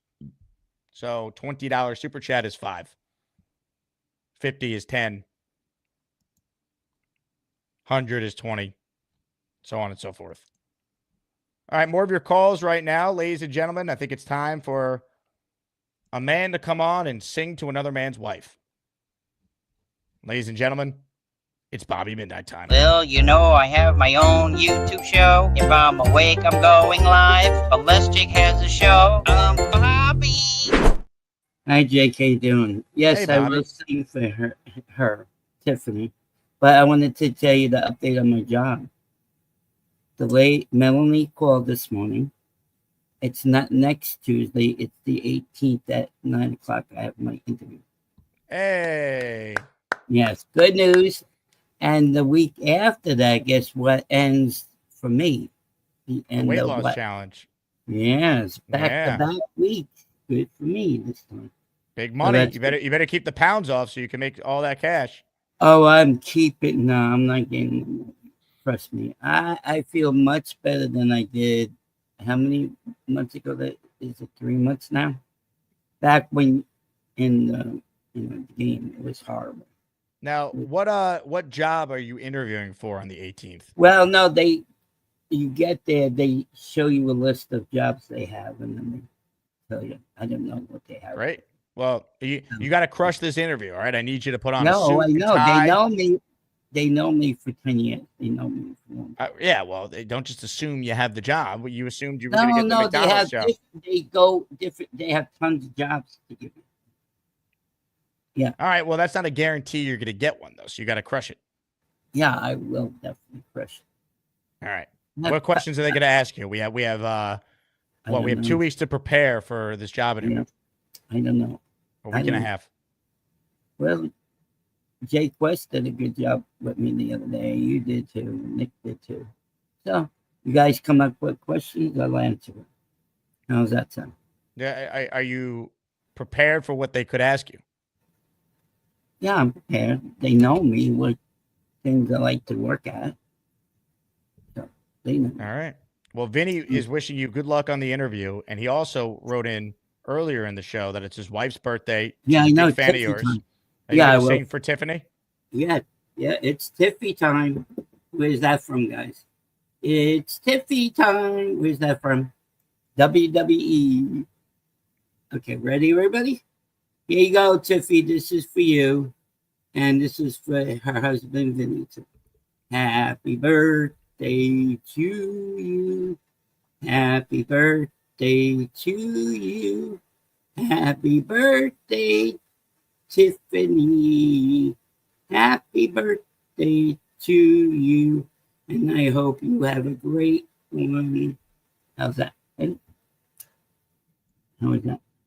That was great. Yeah, I promise them the same. He comes to my chat once in a while. So that's fine. Tiffy. There's nothing like the Bobby Midnight jazz hands at the conclusion of his birthday. Magic Fingers from the movie. What's that movie called? Red Fan says the morning raspy voice is so soothing. Oh, thank you. Rich says enthralling performance. Thank you, Rich. Rich is a good guy, isn't he? Oh, He's great one guy. of your He's on the mods. committee. Yeah, I got the. If I feel like I know Rich, but I don't get to talk to him a ton. I know he never calls in or never shows his face. But he's a valued part of the community. You know, I was on the phone with him for 3.5 hours when they were making the Why bracket. can't he ever call in? He never shows his face. He's a lot like Batman. You know, he doesn't want to be in the Well, I know the reason why Tom Ace can't. That he has a reason for it. Tom Ace is an international man of mystery. That's why. He works for CBS. That's what he does. Why would, first off, wrong company. Second off, if you know the reason, why would you then say it on the biggest Jet YouTube show that exists? Yeah, but he can't show his face. Right. But if you're doxing his place of work, which you got wrong, by the way. But if you were accurate, I he said it, CBS. No, you're wrong, and I don't keep guessing because we don't need to expose his whereabouts. No, I won't tell anybody. I got it wrong. But that's why he can't show his face. But we know Gator. We know Nick. Who else is in here? Who else you got there? It's a mystery. It's a mystery. More than a mystery. Okay, have a great day, Jake. 4 o'clock, you having your show, 5 o'clock? You'll find out. I know who you have on. So. No, you don't. Yes, I do. No, you don't. Friday. Yeah, Friday. last week, who was on Friday? Nick Faria is not on today. It's Friday.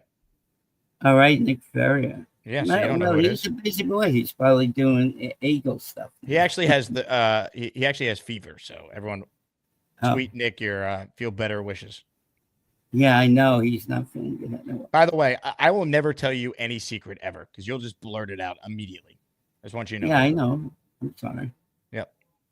In fact, I'll actually plant false information with you just so you could blurt it out there to steer. No, I'm not going to in a say different anything direction. that comes out of your mouth. Okay, I promise. I'm dating Sydney Sweeney. Tell everyone that, all right? You are not. I am. She is very pretty. Is she the one that was on White Lotus? Did you just call it White Locust? What is it called? White Lotus? Lotus. Yeah, I saw her. Is that the one with she's in a family? Yes. She has the funny guy. Yeah, and she's the blonde hair girl, right? Well, she does have blonde hair. Oh yeah, Jake, you have good taste, man. I like her. I know. Yeah, tell everyone we're dating, all right? I didn't know. No, I thought somebody else you were dating. I was totally wrong on that. Sydney Sweeney. No, the other one that I always bring up to you. You don't. You know who I'm talking about. Sydney Sweeney. No, I know, but she's gorgeous. I'm telling you. Sydney Sweeney, I know. Yeah. Yeah, I saw her on the.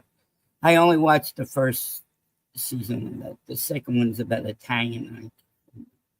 That was a good show. I liked it too. All right, so you have a great day, Jake. Philly Limp Noodle says his ears are bleeding from your singing. Well, I'm sorry, Philly Limp Noodles. You never call in. Shut up. Bye.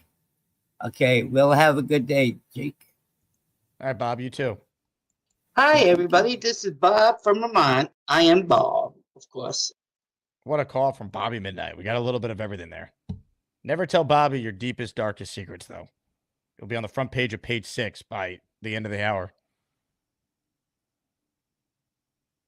Vinny goes, the great Bobby Midnight. Thank you. I hope your wife has a great birthday, Vinny. Appreciate all your support. How about this from Jets, or not? Why did I think it was Jets Johnny?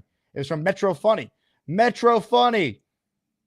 A $50 super chat. Jake, loving the tournament so far. LFG. Metro Funny, thank you very much, man. I am blown away. I was talking about this with Boomtown this morning. We were messaging back and forth. I am blown away by the interest in the tournament. We're only in the first round. I can't even imagine just what's going to happen the rest of the way. Now, I want to remind people, though, right? This tournament is all in good fun. All right? No one's winning millions of dollars here. And if you lose your matchup, it doesn't make you less of a listener of the show. All right? It is all in good fun. But thank you very much, Metro Funny. I will get you down in the raffle for 10 with that super chat. Here's an example of what I don't want ASMANIAC Madness to become. All right? What happened yesterday between these two morons? Weed's more likable than you fucking old cunt. yourself, you piece of Go shit. fuck yourself. Fuck you. Well, that escalated quickly. Jesus, come on, gentlemen. That is not what this tournament should be. All right? This tournament should be fun. It should not be that. And Rob and Sheets fan weren't even playing each other. They would have if Rob won, but he lost to Weed. So now we got Weed versus Sheets fan. All right? I want this tournament to be about the good of the Asmaniacs. Not Cheats fan dropping the C word and Rob going at it with him. Aced up with a super chat. Fields is our best option. Sign him to a 1-year prove yourself deal. Hey, you never know. You know, he might have enough of a market, though, aced up, where you got to give him 2 years, which I would be willing to do because what are my other options, right? Like, I know what Carson Wentz and Marcus Mariota are and Kirk Cousins. Like, we played you the Cimini clip. Like, he mentioned those names. Like, no. Give me Fields. Cimini said 2 years, $20 million. I would do it. If he doesn't work out after 1 year, Fields could be your backup next year when you're drafting a quarterback anyway. Right? Tyrod's a free agent next year. Like, give Fields 2 years, and he's your backup, worst case, next year. Like, that's what I would do. People might say it's an overpay. Who cares? The cap is not a factor when it comes to quarterback. If he plays great, it's not an overpay. If he's bad, it's only a 2-year commitment that's probably going to have an out after the first year anyway, knowing how these type of contracts are done. I need something to hope for a good season. You can't sell me Marcus Mariota and Tyrod Taylor and then maybe a quarterback on day 2 or day 3, and I'm supposed to sit here and say, yep, this team that hasn't sniffed the playoffs in 14 years is going to make it next year with a first-time head coach, first-time GM, and a first-time offensive coordinator. Give me something to be excited about, to be hopeful about. Not Marcus Mariota or Kirk Cousins. Give me someone that I could try and convince myself might not suck. Because we had someone that was at the bare minimum an average quarterback. No matter how you feel about Rodgers. And you had Devontae Adams. And now they're both gone. So give me someone that actually might not be terrible. Probably will be, but at least for a little while, we could hope that we could replicate what the Vikings just did with Sam. Or what Tampa did after losing Brady with Baker. That's why if I got to pay 2 years and $20 million for Fields, I'll do it. Because at least he's 25 and there's some upside. I'm so sick of losing, man. But like, tell me how this team's doing anything next year if it's Marcus Mariota and Tyrod Taylor. Unless Aaron Glenn's Mike Tomlin, which I find unlikely, but I hope I'm wrong. How is this team winning 9 games and sneaking into the playoffs? Wild Stallion says, don't know how to get membership, so I'll just super chat to pay it forward. Only way we're happy with a Winston type is if we take Milrow round 2 as well.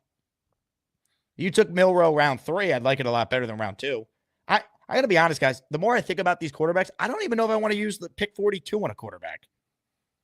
If they love someone, fine. I guess that's different. But like pick 42 is a pretty high pick in the second round. You can get a good player there. You know, like, unless you're telling me Jackson Dart's there and you have to take him, I don't know if I want to take a quarterback at 42. They need receiver help. They go, let's say they take Mason Graham at 7. They need a receiver that second round pick. Or if they take Warren, they still need a receiver with that second round pick. And that's the sweet spot for receivers in this draft. Or say they take Tet at 7. Well, it's a really good defensive tackle class, and that's a big need. And you could get someone like pick 42. I don't know if I would just want to say, let's just use it on a quarterback. Because then you don't pick again until the end of the 3rd round. So I don't know if I want to touch a quarterback until my 3rd round pick or on day 3 with my 4th round and 5th round picks. Now, if they love one of these quarterbacks, fine. But, like, they have needs, man. And look, it'll be pretty obvious what the thought process will be. If we get through free agency, they don't sign anyone notable, and the quarterback situation is literally Tyrod, like Jared Stidham, and then Jordan Travis, then it's like they're clearly going to take a quarterback in the draft somewhat early, if not in round 1. That's another reason why I want to sign Fields. He could be a hold the fort guy for 2 years. Till you find your long-term answer.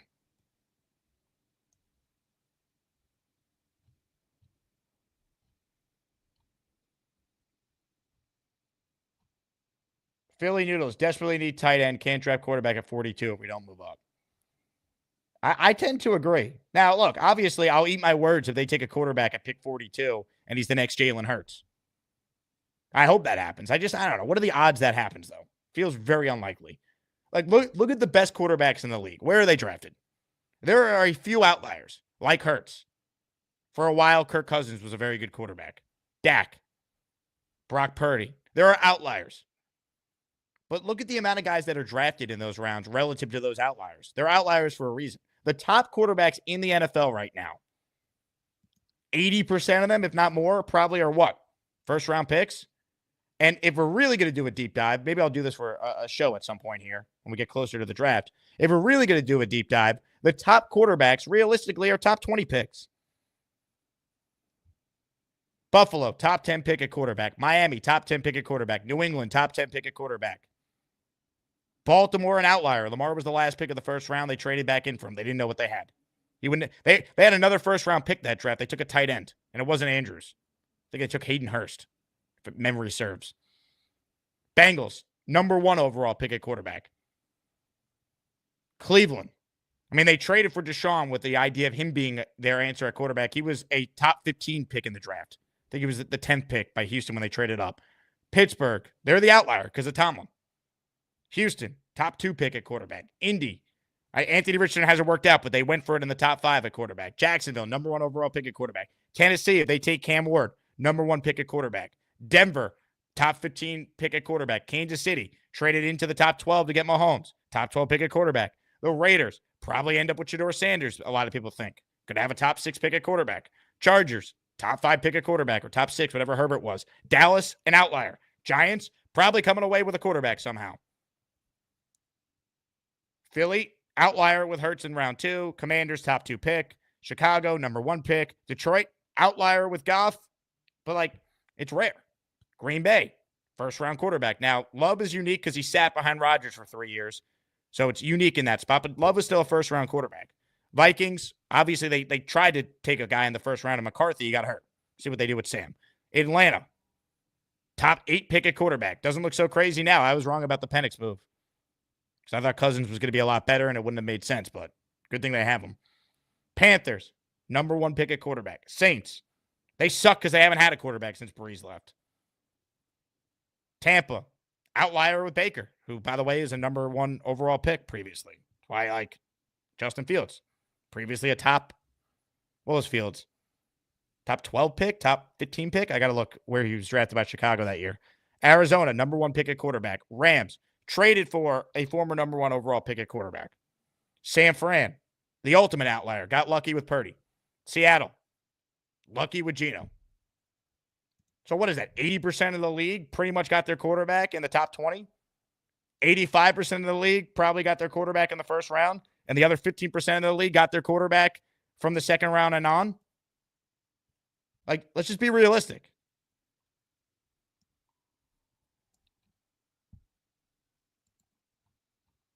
It's very frustrating. I just hope they don't suck. That's my main thing. Can we not suck for once? Jetaholic checks in. Cimini had Charlie Weiss talking dart. Weiss said he's going to be special in the NFL. Been coached by all former NFL coaches too. Take it with a grain of salt, though. Look, I'm not going to knock Charlie Weiss, but I will say this. Charlie Weiss's son is the offensive coordinator for Jackson Dart. So obviously, he's got a very unique perspective. He knows Dart personally. I listened to the interview yesterday. Now, I'm not saying it's bad information, but, I'd imagine he's going to say nice things about the quarterback that his son called plays for, right? It's logical. So I will take it with a grain of salt, but it was good information on Dart. It definitely opened my eyes up a little bit to the idea of taking him. I wouldn't take him at 7, though. Nothing changed there. Guy has taken 30 career snaps under center. If you take him at 7 and you have to play him before he's ready, we're going to ruin him like we ruined Sam. So if their plan is Dart, they better have two guys in front of Dart to give him a redshirt year. He shouldn't see the field. He shouldn't see the field until the Jets are mathematically eliminated for the playoffs. And then you want to see what he can do a little bit. June, the GM, is up next. Hey, June. I'm not going to lie. I had a lot of things to say, but then I saw you get on fire, and then I seen that argument. That was crazy. That was yesterday that happened? Are you talking about the Cheats fan and Rob Yeah, from Glenheim? that was crazy. They were pissed. Well, that wasn't even the craziest thing Rob did yesterday. Him and Bobby, June, sorry, that was not you. That was me. Streamers having issues. The crazier thing, I don't have it in front of me, was Bobby versus Rob yesterday. I mean, that got out of hand too. I think we take it a little bit too serious, the tournament, man. It's supposed to be fun, like you said. I can't say that I was surprised about the Beast getting knocked out because he is must-see TV when he's on your show. He brings a lot of good, funny content. But it looks like he came back with a vengeance because he shorted. That wasn't a fault, man. That sounded wet. That sounded dangerous. And Gorman got to be careful because we might have to give the title of the best farter to Beast because that was different. That was a different level of farting. It was a Hall of Fame fart there by Beast, but overall, Gorman's still the champ until proven otherwise. Well, yeah, but Gorman times his farts correctly. It's funny, you know what I'm saying? But that was just nasty. That was what Beast did. It was different. It was different. But I did want to talk about football a little bit. I know everybody knows the needs we have: tight end, defensive line, wide receiver. I think something that's not being talked about a lot is a position we overlook. But man, we need a good kicker this year, man. We need somebody to put the damn ball through the damn rails because we lost some games with that, and it's been quite a little while since we had really, really good, consistent play. I know we had it like a couple of years ago, but we really need to focus on kicker. That shouldn't be an issue going into the season for us. Yeah, look, people love to bring up in the anti-Rodgers argument. They won more games with Zach Wilson than they did with Rodgers. Yeah, if Aaron Rodgers had 2023 Greg Zuerlein this past year, the Jets would have won 8 or 9 games. Like, that's how many games he cost them. So let's be fair about that. Now, am I expecting whoever they bring in to be as good as Zuerlein was in 2023? Probably not. He missed 3 kicks the entire year. I think he was 35 or 38. He was great. He had the highest field goal percentage in the league, I believe, in the AFC.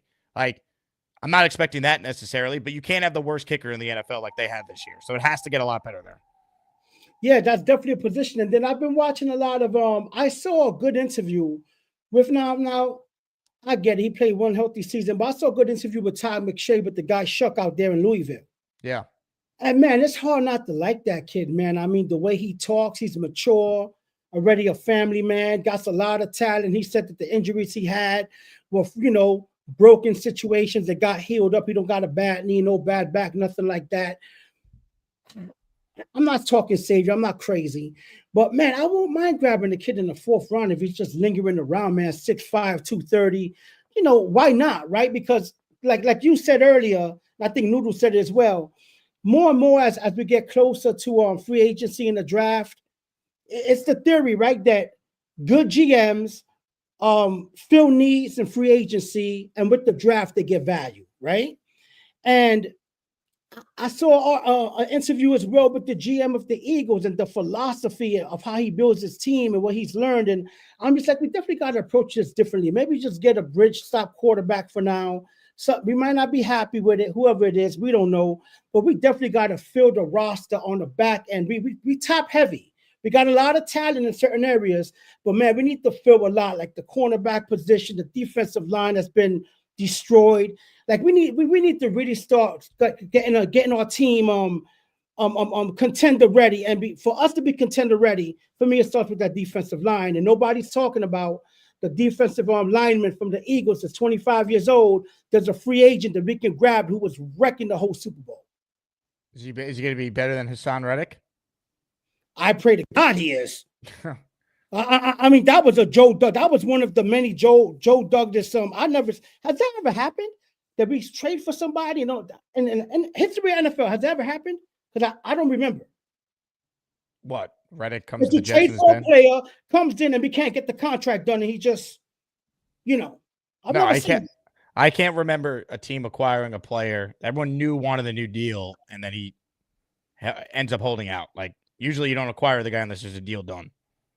That's what I'm saying. It's crazy. But I'm hoping, like I said, we can plug in the spots we need. Hopefully get some defensive line helps us there. When we go into the draft, we can be a little bit more versatile with our drafting. But I think we have to, no matter what, if it's one position you say, aside from quarterback, everybody knows we need a quarterback.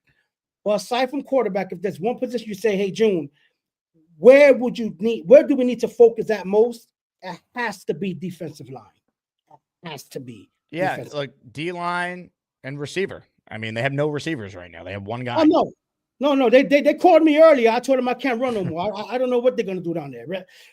That's what I'm saying. It's like almost like you look at our team. We got positions of that we look good, but then when you really start peeling back the layers, you're like, damn, we don't got no receivers. We got running backs. We're fine. No receivers. Offensive line looks all right. Also the secondary, right? Because are they going to keep Echoes? Have you heard anything about Echoes being kept? Because I love him. I think he's a playmaker. When he's playing for us. Is Echoes going to be kept? Have you heard anything about that? I think we need to keep him. I fear we might lose him. I have not heard anything on Echoes, June. I would like to keep him too. The guy makes plays every chance he's had an opportunity to be out there. Don't think he'd cost you a ton. I'm not sure what his market is. You know, the only corner we've heard connected to the Jets that they'd be interested in bringing back is Isaiah Davis, who can play both corner and safety. He played for Wilkes with the Niners when Wilkes was the DC that year, so there's the connection there. Ace Dub says, I like your take better than mine. 2 years, you're right. Ace was the one who brought up signing Fields. Yeah, give him a 2-year deal if that's what it takes, because then he's your backup next year if you're drafting a quarterback in round 1 if this team is bad. Even if they're good, they still might go quarterback in round 1. That's actually the best time to take a quarterback. You think about it. It's what Kansas City did. They had Alex Smith. They knew they weren't going to win it all with him. So you know what they did? They traded up and got Mahomes. Buffalo made the playoffs with Tyrod Taylor. They were 9-7. You know what they did? They realized he's not their long-term answer. They traded up for Josh Allen. So even if Fields is like decent next year, you still could potentially get a quarterback. Like, is Fields decent because he's playing great leading the wins? Or is it like Zach Wilson, who's a passenger on a team that won 7 games in 2023? Right? Like, that's what we're talking about here. Peter Castro says, Jake, our only hope is this real coaching staff. Yeah, I mean, if Aaron Glenn is great, they could be a lot better than I personally think they're going to be.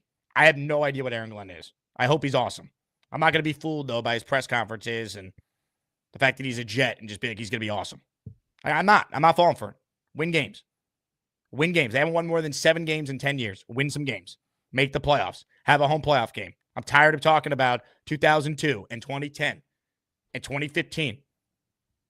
And I just say those years, and everyone knows the significance because those are the only years we have the reference with a division title. Last time made the playoffs. Last time had a winning season. I'm sick of it. I hope Glenn's amazing, all right? But the second they lose a game, all the Glenn people that love him, we got to fire him. So I'm not looking forward to that either. Riot says, don't know if you've spoken to this, but how sick would you be if Aaron went to the Giants? So I've hit on it a couple times, Riot, but I haven't done like a video on this specifically. I'll see if he actually signs there first. Obviously, if he goes to the Giants and plays great, I would be very, very annoyed. But if the Jets are good, I'll deal with it. You know what I mean? Like, people bring up Favre going to the Vikings, and he was amazing in that 2009 season. They went to the championship game. They were 12-4. He threw like 30 touchdowns, had less than 10 picks. Like, Favre, who's known for the interception, didn't turn it over that entire year for Minnesota. They were great. I don't care. Jets went to the AFC Championship game. It was one of the most fun years of my life as a Jet fan with Rex. 3-0, then they lose a bunch of games in a row. They're sitting there after that loss to the Falcons, and Rex is saying, well, they're obviously eliminated from the playoffs, and we know the rest is history, what happened down the stretch. I don't mind that Favre left. All right, fine.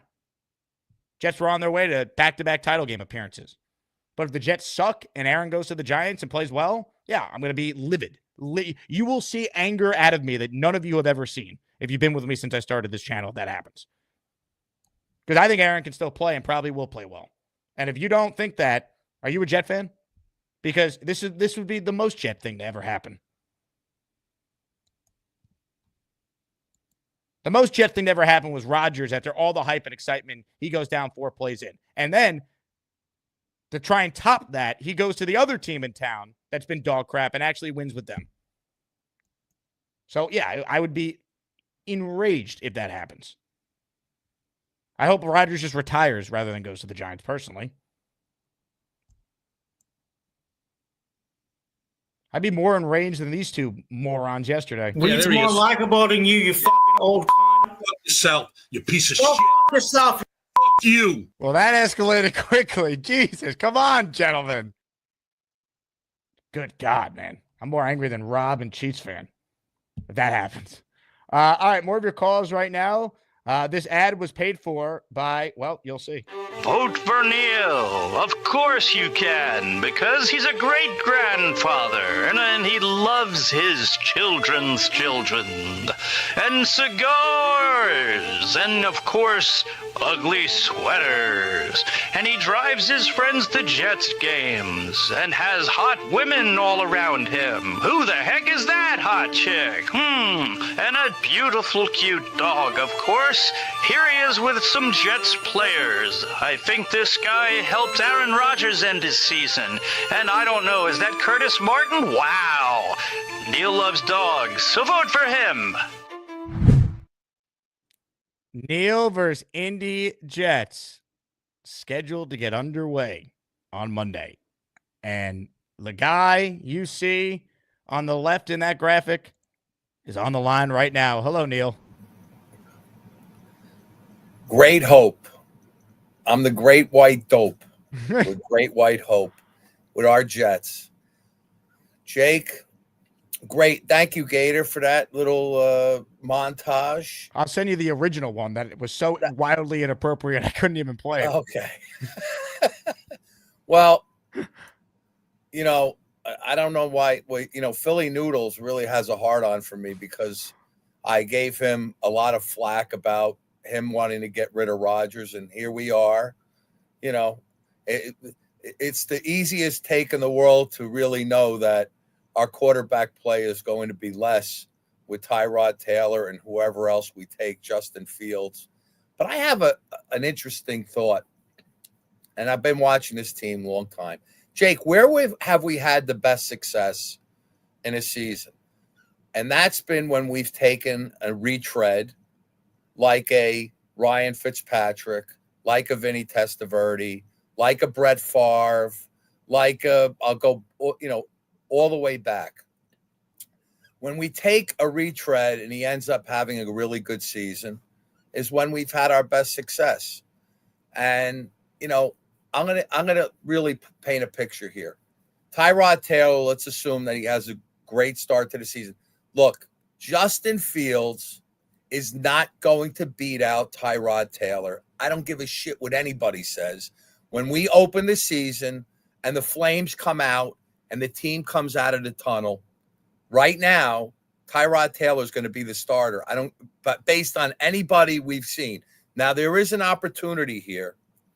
And we let's just take a vision of a guy that is going to come out of the darkness and is going to perform for us and step in. Okay. Now that quarterback, I don't know if I go to this, am I still on right now on the screen or no? You're on. Yeah. Okay. Let's just look at a quarterback here. 2019, 26 touchdowns, 6 interceptions, 3,600 yards passing. 2020, 4,200 yards, 35 touchdowns, 13 interceptions. Best year any quarterback of a Jet ever had. 2021, not too long ago, 33 touchdowns, 7 interceptions, 103 quarterback rating. Again, 4,200 yards. 2022, just a short time ago, 4,500 yards, 29 touchdowns, 14 interceptions. 2023, he plays 8 games, 2,300 yards. That would have been 4,600 yards. 18 touchdowns would have been 36 if he had a full season. Bangs his Achilles, comes back off an Achilles, has a horrible season, starts out well, then the Achilles basically takes him out. That's somebody who maybe Tyrod Taylor plays 6 games, 7 games. He gets injured, okay?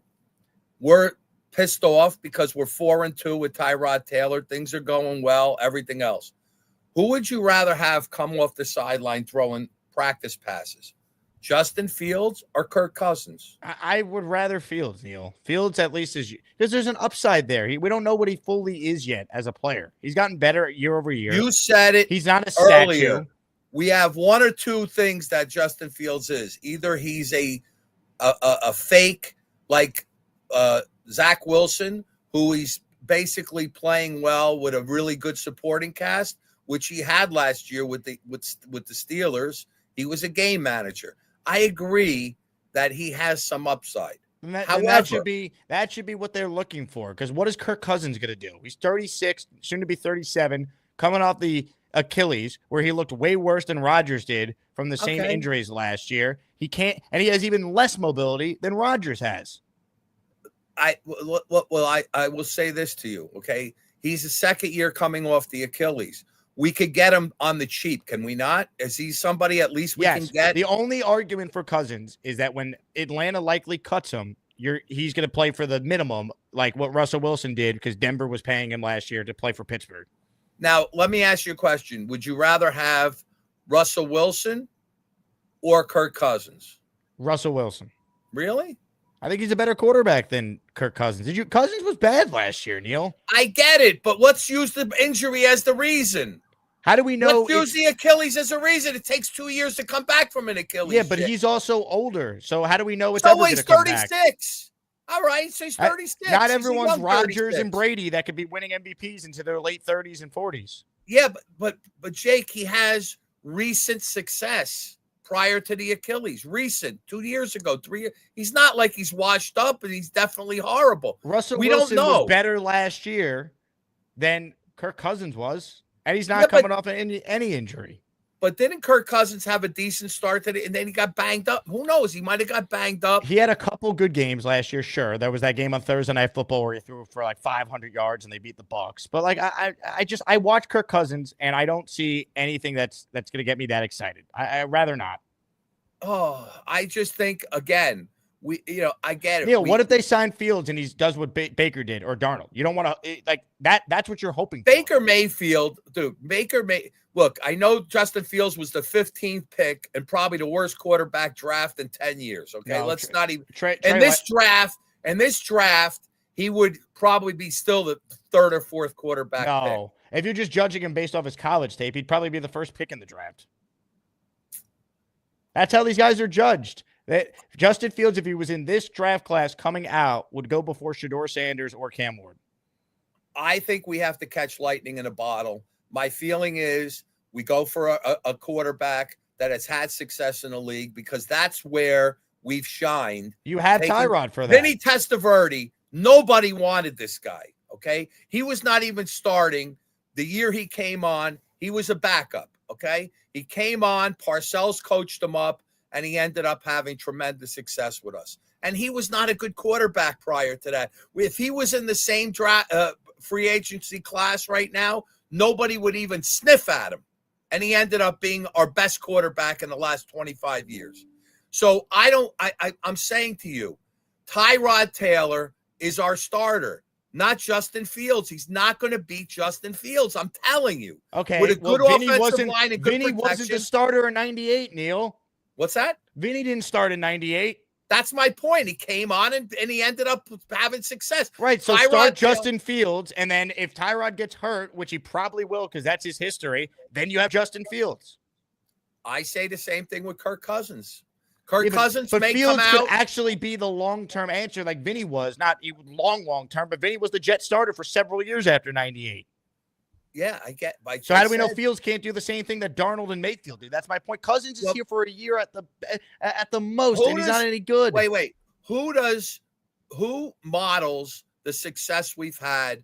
Ryan Fitzpatrick we had on the tail end of his career. He almost brought us to the playoffs. Where did Aaron Glenn come from? Aaron Glenn came from Detroit, where they took a chance on a former #1 pick in Jared Goff, and they gave him a landing spot to have success. Why can't the Jets try that with Fields? We know what Kirk Cousins is, and he's old. But Goff is a long ball thrower. He's not. I get it, but wait, Fields Jared is an elite Goff. runner. Wait a minute, Jake. Jared Goff looks more like Kirk Cousins than he does Justin Fields, does he not? He's I a pocket passer. He's not a scrambler. I get it, but Cousins is 36 years old. Justin Fields is 25, Neil. 25. I get the age, but But that matters. That matters. He's a bridge. He's not going to be a guy Tyrod's that's 36. So are we going to elevate? Wait. If Why not have a guy Tomlin who could can not move? elevate, if Tomlin could not elevate Justin Fields, who the hell are we going to elevate the guy to become a great player? If he couldn't do it, he's. I don't 5 know. years in the league. Maybe Tanner Engstrand maybe is a good offensive coach. I don't know.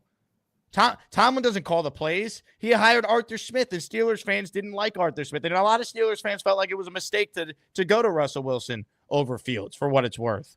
Now, look, Tomlin's a great coach. He can win with anyone, seemingly, at quarterback. But who has the most upside? You already have Tyrod. Fields gives you the best chance to maybe not suck. He was 4-2, by the way. It's not like he was bad. No, he wasn't 4-2. This defense was 4-2. Right, so that's the the running point. game and that's everything the else point. was 4-2. So how do we know that there's not room for improvement for Fields? He's 25. Kirk Cousins is what he is at this point. How do you know that's not going to be the case? But look, Stan from Westport and had a great comment. If the Jets do a 180 and call Aaron Rodgers, I will reinstate my 11-6 estimate for the 2025 season. Not happening. That was a great take though. But my point is, it's just sucks. I and know. All Neil. I'm saying, it sucks, and it's really. I don't know what. Like I said to you, I don't know what else to say. Like I said, I'm for Cousins coming in as a backup to Tyrod Taylor, better than I am Fields coming in as a backup. And anybody that thinks that Justin Fields is going to beat Tyrod Taylor, not happening. Now, let's go back. Let's talk about how many more points do you have here? No, I want to talk about my dark side there at Philly Noodles. I want to make one point about me. Okay, one little plug. Back before we were going to Vegas, there was a guy on the call that was making calls. His name was Bonesy. Bonesy wanted to go to us to Vegas. I got on the show with the Vegas kid, Jeff Parles, and I took my own money and I told Jeff Parles to make a bet, and if it won, we would use that money. I think it was $500 to bring Bonesy to Vegas with us. Okay.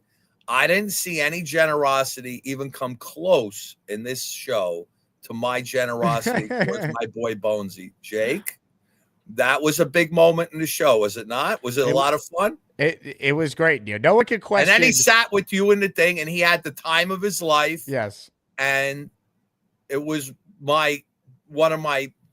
it was the best feeling I had. We had the greatest time in Vegas. Oh my God. Was Vegas not incredible? Was it not incredible? It was great. I wish the Jets would play the Raiders in Vegas every year. Oh, that was unbelievable.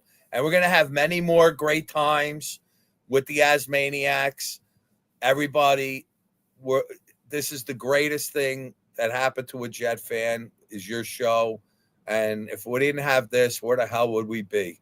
If we didn't have this, we'd have a real bad time right now. We'd be a lot of depressed people. And we have hope here. We have hope. Okay? I need a PR guy. I don't need any PR guy. No, you need I just want to have fun. I want to have fun. I want to give our takes. And like I said, and June the Jet fan likes my guy Shuck. He agrees with me that Tyler Shuck is really coming up the ranks here. He might be the guy. He's at least mature. He's older than Justin Fields, and he has a wife and kids. He might be a guy that might be somebody might be a sneaky guy that could come in. He's got certainly the tools. Or last thing, we got to go for the number one guy. You made a great case that only number one quarterbacks end up having success. So do we have a shot to use our first round pick this year, second round pick first next year, and let's go all in and get the number one guy? What do you think about it? What do you think? I'd be excited about that, wouldn't you? Yeah, I mean, if they did it, obviously they better be right. But of course, we'd be excited about it. I mean, now, right or here's the wrong, question, you got to though, take Neil. the shot. That's the shot. Yeah, for sure. Well, the question is, would you be more excited if they did that move, or if you got a chance to shower next to Vinny Testaverde? I went to the Jet Golf Classic Monday. We all go to the locker room and everybody's showering. There's a line of guys. And who gets behind me on the line but Vinny Testaverde? Oh, God. And I said, boy, Vinny, we could have used you last year. You know, Vinny, winning it in New York, is there anything like it? He goes, absolutely not. I go, are you looking for big things this year? He goes, yes. I go, how do you think Aaron's going to react coming off the Achilles? He did say that he's going to have some rust. He goes, look, it's going to be a little difficult in the beginning. They should rely heavily on the run the first couple of games. God, some tears down to my eyes. Very emotional. I have so many Neil clips to play. I think my favorite Gator video is what he did Neil for the first time.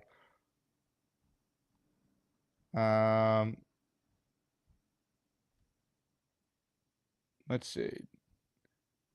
Do I have it handy though? I think I do. Stand by. I don't have the whole thing, but I have part of it. Here is, to me, one of Gator's finest works that has ever been put together. Jets got to get this offensive line figured out. Because it doesn't matter who we have on the center, because these assholes can't hold the line. I don't mean, the fuck. I think there's a little fire over there. Well, hold on. Or Jake, I might need you to call 911. Oh, shit. Oh, Jesus Christ. What the hell's going on here? Oh, my Lord. Oh, Jesus Christ. Oh.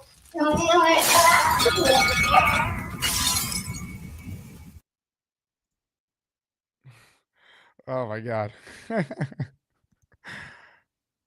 Too funny. Now, I'll tell you what, Neil is the ultimate mush. So if he doesn't like Fields, I've never been more confident that that's the guy they got to sign. Chances of Fields being the answer, probably, 10%? But if Neil is this anti-Fields, maybe it squeaks up to 15%. You got to do it. Dylan writes in, Kirk Cousins ended with 1 touchdown and 9 picks over the last 5 games of 2024. Aced up with a super chat. Directed at Neil. You think Tyrod will be better than Fields? What you got in that cigar, buddy? I mean, I don't know that wasn't Neil's craziest take out of the many we just got. I do think Justin Fields would win that competition, though. But I will say it's a competition. I don't think it's automatic.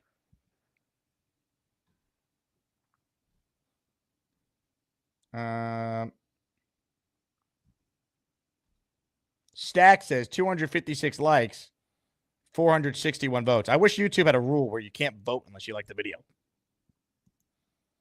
Ladies and gentlemen, let's update the poll results here as we start to wind down our first of 2 shows today. Nate currently leads the 12th seed Yeti 69-31. Congratulations. So far. To Nate. Can he hold on, though? That's the question. Ladies and gentlemen, joining us right now is someone that caused quite the stir yesterday. We're not letting him close the show because I don't think, quite frankly, we could trust him to close the show after what happened yesterday. It's Chiefs fan. Guess what? I'm still looking for a job, bitches. It's Chiefs fan. I'm just going to rub my hands together all day. It's Chiefs fan. There's a whole lot of DNA on this couch. Let's hear it for Chiefs fan. Look, it's my dead neighbor that I didn't kill. You can trust me to close the show, Jake. The demons came out yesterday. I don't know if I can, Cheats fan. You can't be using the C word on a family show. My bad. But, have you and Rob spoken to each other? Or you guys? What happened to Cheats fan? Cheats fan? I'm here. SteamYard's been acting up all day. We have not, but I'll apologize to him if I have to be the closer again. Well, I'll tell you what. I need both of you guys to come together and remember at the end of the day, we're all Asmaniacs. Weed's more likable than you fucking old cunt. Fuck yourself, you piece of Go shit. fuck yourself. Fuck you. Well, that escalated quickly. Jesus, come on, gentlemen. I still want my closer role if that's okay, Jake. All right, maybe not this show, but in the future. Okay, thank you. My bad for that. I just like weed more because weed makes me laugh. Like, do you see what he posted in the server this morning? I did not. It's the Titanic scene. He did a meme of me. I'll have to take a look. It's very funny. My bad for that yesterday, y'all. But yeah, I'll still be the closer, Jake. All right. I'll be on the evening show hopefully, and then I'm probably gonna miss the Monday show because my friends want me to travel with them. Don't get go hurt to this time. events. They want me to do one last hurrah with Magic the Gathering to see if I still want to play it. I told them I'll play it online, but I don't feel comfortable pretty much playing it IRL. But I was talking to Thunderlips, and Thunderlips is convincing me to play more MTG too. I'm very happy to hear that. Yeah, it's a fun game. Like right now, I've been. Hold on 1 second. Alan says weed will beat Cheats fan. I mean, you may be right, Roland. Right now, I've been playing this, the early days collection. What is that? Yu-Gi-Oh? Yeah, it's like 12 or 15 games that got ported over from Japan to America. Neil writes in, Chiefs fan, stop calling people old. You will be there one day. God bless the OGs. True, Neil. My bad. It's just those demons come out at times. You have a lot of demons inside of you. I try to hold them back. Just like NF says, the rapper. Inside this mansion, there's a bunch of demons. He's a Christian rapper that doesn't curse, though, so I got to take more priority from that. I see. But yeah, I'm doing good. I slept in today. I woke up at 4 a.m. You know, when you go to urinate and you flip the light switch on and you can't fall back to sleep for a few hours? Yeah. That happened to me again today. Oh. You hate when that happens. I do too. But yeah, I'll still be the closer, Jake. I'm just not that. I'm just out of it yesterday due to stress of that tournament. But hey, I'm facing Weed. Weed has already made so many memes of me already, and I'm enjoying them. He's got a lot of content. He says, I was talking to him last night. He says, if I'm your therapist, you need to start paying me. But yeah. About this quarterback situation with y'all, I don't agree with the. Are you that stressed about this tournament, Chiefs fan? You realize it's for fun, right? Yeah, but like they're intercompetitive. Wants me to like go all the way or make it to the Elite Eight or some shit like that. But I agree with you over. Sorry, Neil. I agree with Jake. Justin Fields would beat out Tyrod. He's more young. He's more viable. He can do more things. Tyrod's like a veteran. No offense, Neil. But also, Kirk Cousins it's just going to be the same thing with Rodgers. Like, you might not even win 3 games with him because of he's coming off an ACL. It's just going to be just like Rodgers. Well, I'll tell you what, Chiefs fan. Call back and bring more energy next time, all right? I We're going will. to close. I need the intensity. Oh, I'll bring the intensity. I'm just going to grab myself one of my coffee mixes and drink some coffee later today. All right. We'll see you then. All right. Weed's more likable than you fucking old cunt. Fuck yourself, you piece of Go shit. fuck yourself. Fuck you. Well, that escalated quickly. Jesus. Come on, gentlemen. I still can't believe that happened. Hey, Gator, if you have time, pull Rob versus Bobby yesterday, too. But bleep it out. Family show. Big fella with a super chat. Cousins over Fields is as wild as wanting Zerline back.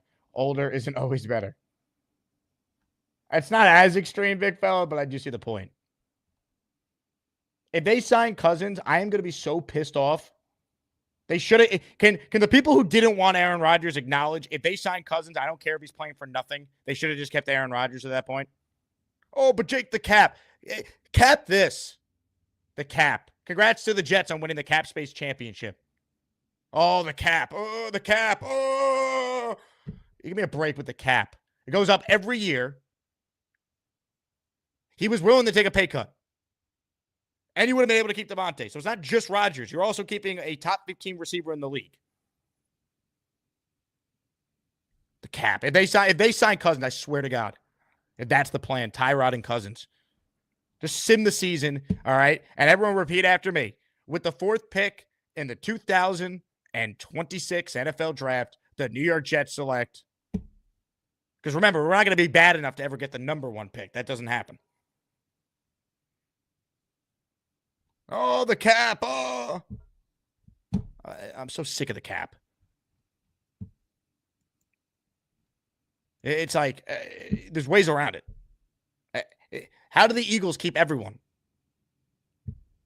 Everyone. And there's so many examples of this.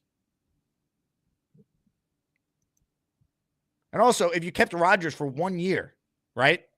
Just like Denver did when they moved off of Russell Wilson and dealt with their dead cap, which would be way more than what Rodgers would be after this upcoming year. Guess what? You have a rookie in 2026. That's not going to cost a lot. Like Bo Nix didn't cost anything for them on a rookie deal.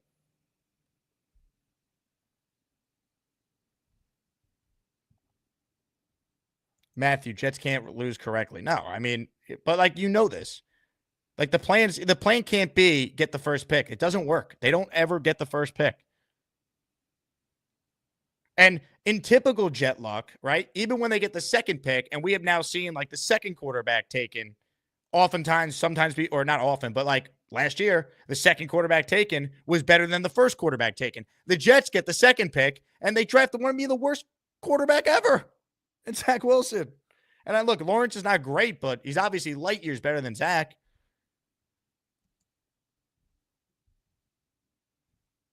I'm so sick of losing, man. I really am. I want to win games. That's why this ASMANIAC Madness tournament's fun, because we don't have to talk as much about our crappy football team.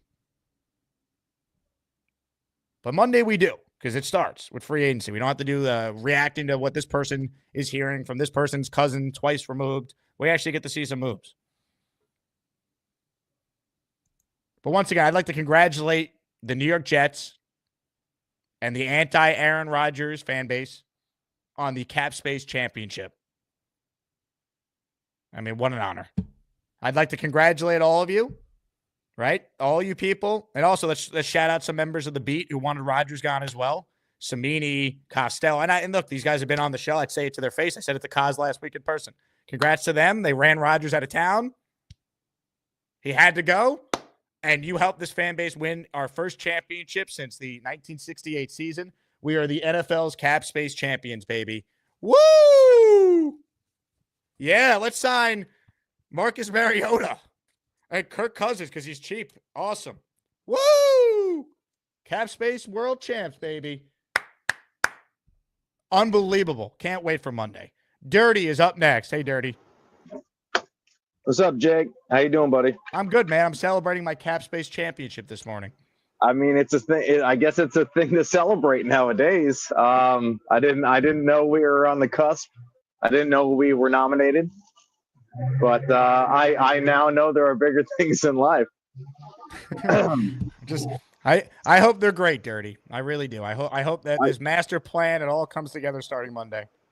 Look, I'm telling you right now, if we get Mariota, I'm going to lose my shit. Okay. I'm going to lose my shit. Now, look, if we get Cousins, I agree with you. I'm gonna be on board, but like, okay, let's go. But we should have kept fucking Rodgers. There's no reason why he was. The guy was willing to take a pay cut. Nobody in their right fucking mind can say. Sorry, nobody in their right mind can say that Rodgers was not the best option. He's already had chemistry with the team. He's had chemistry with the wide receivers, offensive line, Tippmann. You cannot go out and say that he wasn't the best option. All right, so what do we do now? Okay, we can go Fields. Got it. I think they're going to use him as what Tyrod just was, that 2-year deal, and then we're going to pick a quarterback next year. Honestly, I could live with that. That's the one I can. Yeah. I'm well spoken on the Rodgers topic. Everyone knows my thoughts. But at least with Fields, it's like, okay, there's at least upside. There's no upside if you sign Kirk Cousins or Marcus Mariota. We're winning 5 or 6 games at best with those quarterback options. Yeah. And I don't see that there's a quarterback out in the NFL that we could make a trade like a Stafford and Goff. Like we don't have anything to offer for that. You know what I mean? Like we don't have anything to offer. What are we going to give up? You know what I mean? We're going to be signing Sauce. We're going to be signing Garrett Wilson. You know what I mean? We're going to be signing major players. Do I think they're going to give up Brees? Probably not. Like you have 3 solid people on the team that you're going to want to get paid, and you're going to utilize at least Brees Hall. I think they're going to tag him too, so they don't lose him, so they can upgrade the offensive line, so that they can do the ground and pound. That's what I think they're going to do, because they're not going to bring somebody in right now that's going to be able to throw 30 times a game. I don't think they want to do that. Like, even look at Los Angeles Chargers, okay? Jim went over there and has this amazing quarterback who knows how to throw. He doesn't want him throwing. He wants to run the ball and have a great defense, and that's exactly what they did and made it to the playoffs. We don't need somebody that's going to sit there and throw the ball 30 or 40 times a game. We need to run the fucking ball. That's what we need to do. No matter who and that was also part of my argument for why keeping Rodgers would make sense. Have a real offensive attack where you run the football. Like Keith Carter was the worst run game coordinator ever. Everyone you talk to acknowledges the fact the Jets had far too much talent to be that dog crap at running the football. And you still have Brees. You have Braylon Allen. You have Isaiah Davis. 4/5 of your O-line's intact. Like, they could have ran the crap out of the ball, and Rodgers is arguably the best play-action quarterback to ever live, and that would have been perfect in Engstrand's offense. But I digress. But Fields would be good for that too. So that's why I want Fields. He can help you in the running game.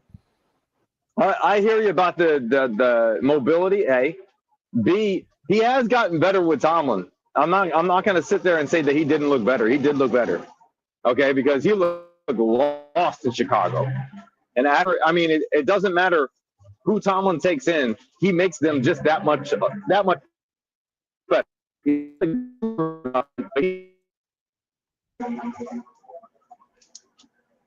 definitely knows how to coach. Dirty, good call, man. We were losing you at the end there, but Tomlin's a great coach. The Steelers fans that want to get rid of him, please send him to One Jets Drive immediately. And look, that's no disrespect to Aaron Glenn, who I hope is amazing, but Mike Tomlin's going to the Hall of Fame. That's a guy who could change the culture, and you actually believe it. Aaron Glenn's trying to do it. We hope he could do it. We don't know. Mike Tomlin could do it the second he steps foot in the building. But it's never going to happen, so I'm not even going to bother. All right, this is an interesting comment here. Beast Breakers stained bed sheets has chimed in on today's program. I'm dirty too. Yeah. Last night, Beast Breaker was seen publicly for the first time since Dave Briga upset him in the tournament. Would you silence, or should I do one of these?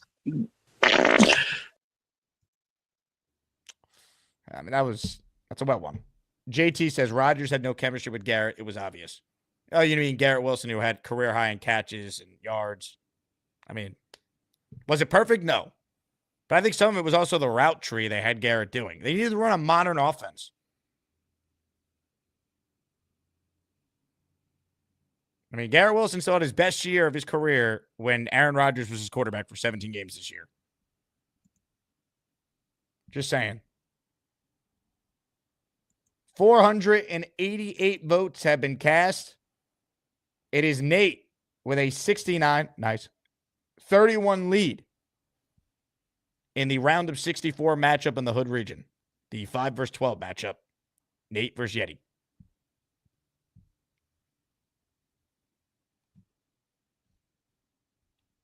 Matthew says, Rodgers threw 28 touchdowns after recovering from an Achilles tear. What am I missing? Well, the anti-Rodgers people will say, it was all stat padding. It all came in garbage time. And to that I say, they led the NFL in blown fourth quarter leads. So no, it wasn't all in garbage time. That's bullshit. All in garbage time.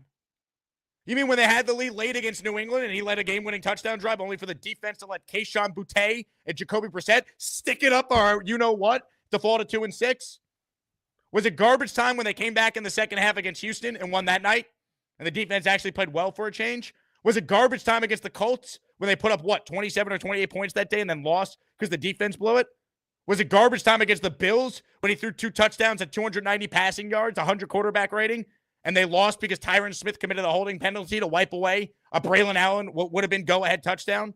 Or Greg Zuerlein missed 3 kicks that night? Was it garbage time? I can't, man. It was not all garbage time. Yeah, some of the production obviously came against Jacksonville. They stink. But Rodgers was great in that game. The defense let Mac Jones almost win it. All right? Rodgers was also great in both the Dolphins games. The first one, they lost in overtime, despite having an 8-point lead with 2 minutes to go, and then Rodgers and the offense never got the ball back. Never. Defense, right down the field, 2-point conversion, coin flip goes Miami's way in overtime, never got the ball back. Rodgers threw for 335 that day and 3 touchdowns or 2, whatever it was. So no, it wasn't all in garbage time. The lamest excuse ever from the anti-Rodgers people. It was all in garbage time. Please. As I'm trying to talk about Marcus Mariota and Kirk Cousins and these guys who suck. And some of you are trying to tell me this team is going to be good next year. How? How?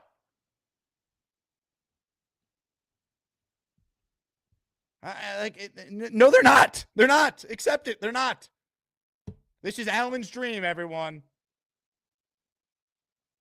And look, Rodgers was not perfect. I've never once said he is. I said, but I'm willing to say he's probably at least an average quarterback next year. Can you tell me who the Jets are going to start next year is even average? And I think Rodgers would also be better because he's another year removed from the injury.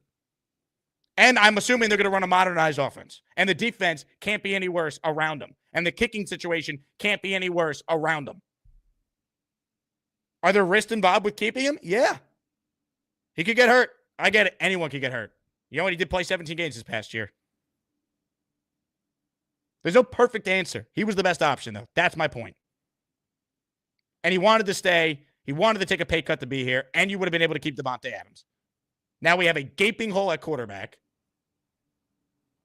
And other than Garrett Wilson, who they should extend today, they have a huge hole at wide receiver. Also, Matthew, I didn't want to cook you. I wasn't cooking you there. I was cooking the Roger haters out there. So we only won 5 games, Jake. We only won 5 games. Great. Did you watch the games? Because I actually did, unfortunately. It's the worst season I've ever lived. Think about that. I watch every snap of every game, as do many of you diehards. And I actually wanted the quarterback to come back because I saw just how bad it was around said quarterback. You put this version of Aaron Rodgers we just got on the 2023 Jets, they win 10 or 11 games. That is a fact. They had a top 3 defense and a kicker who couldn't miss. And then everything that could essentially go wrong this year, firing the coach with the team at 2-3, Joe Douglas destroying the D-line, Jermaine getting hurt in week 2, CJ getting hurt in week 2, was never right after that. We had to get rid of Rodgers. So now he gets to go to the Giants, and I'm sure he's going to be spectacular. 5 games, though. We only won 5 games, Jake. You can't bring Aaron back. Okay, congrats, everyone, on our Cap Space Championship. Oh, yeah, baby. Woo! Cap Space Champs, baby. We had to get rid of Devontae. Had to get rid of Aaron. I'm so sick of it, man. I hope Aaron Glenn is amazing. Please win games. 3 Siblings says, you're better than this, Jake. No, Jay, I'm not. Mr. Mike Vrabel's mid. Mr. You got to take Shedeur Sanders at all costs. We want to go through your takes, right? You don't have to agree with me. But no, I'm not better than this. I'm a Jet fan who wanted to keep a guy who gave us the best quarterback season we've seen in a decade. I don't think that makes me crazy. Here it is, crying over a 5. It's always it comes back to the 5 wins. Well, you know what? Sauce Gardner and Garrett Wilson were on a team that won 5 games too. Should we get rid of them also? Or maybe a football team isn't about just one player. Justin Herbert was on a team that won 5 games too, and then Jim Harbaugh showed up, and look what happened. Everyone loves Aaron Glenn. If he's Mr. Unbelievable coach, unbelievable leader, he couldn't deal with Aaron Rodgers. You know what I think actually happened, though? After talking with Mike Tannenbaum and him ducking around the questions I tried to ask him directly about this, I think it was already made up Rodgers was not coming back. That decision was made already. I don't really think Glenn and Muji got to. I haven't said this yet, but that's where I'm leaning, right? I asked Mike Tannenbaum point blank about Rodgers, and he talked around it. It feels like that decision was already made before Darren Muji and Glenn took over, and they knew that going in. And look, you could argue it makes sense to move off of Aaron Rodgers. I get that. But are we sure they're the ones who made that decision? But keep telling me all about we only won 5 games, Jake. Yep, only 5. Great. Then we there's no nuance or context to anything anymore. Great. Well, if that's how you all feel, great.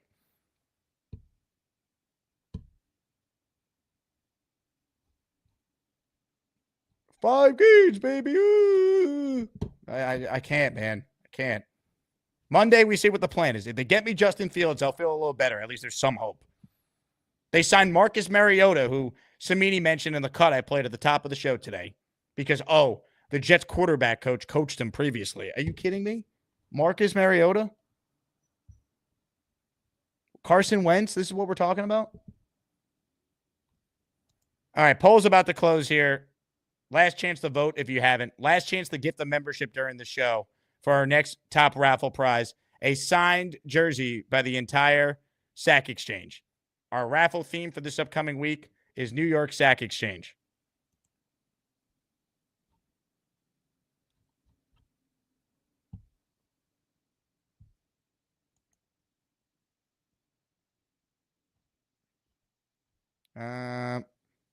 Tiff is in the chat. Thank you, Bobby, for singing to me. You really made my whole birthday. That's awesome. Tiff, happy birthday. Everyone wish Tiff a happy birthday. Tiff is probably part of the reason why the 4%ers are nearing 5% these days. Over the last 90 days. Look at that. Look at those demos.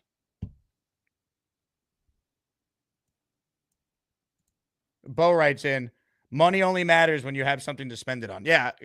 Cap space champs, though, Bo. Remember, we have all this cap space to try and replace the gaping hole we created at quarterback and wide receiver.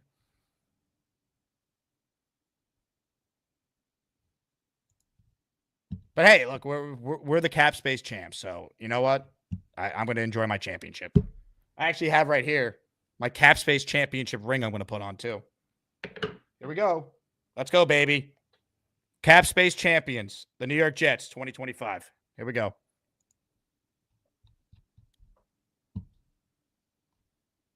Shadow Realm. Jalen Hurts didn't even throw over 3,000 yards and won a Super Bowl. Yeah, I mean, because he has an amazing team and he's obviously a dual threat, which is part of the reason why I'm advocating for Fields.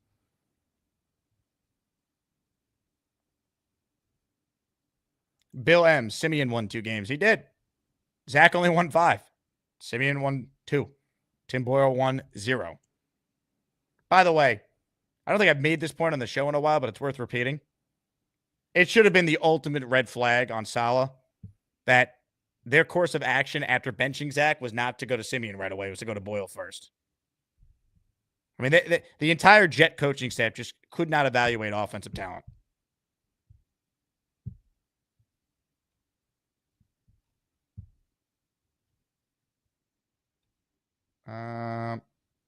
M. Morris, I'm sure all the high-level wide receivers are dying to get here. Yeah, I'm sure they are too. And here's the problem, M. Morris. The high-level wide receivers, they're not even like that good.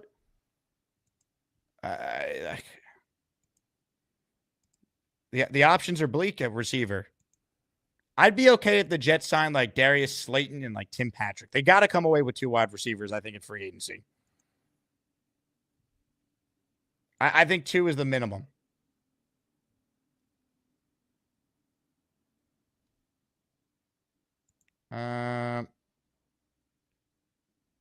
Dylan says, Saleh told us we were lucky to have 3 quarterbacks worth starting in 2023. That was 2022. He said that, if you remember.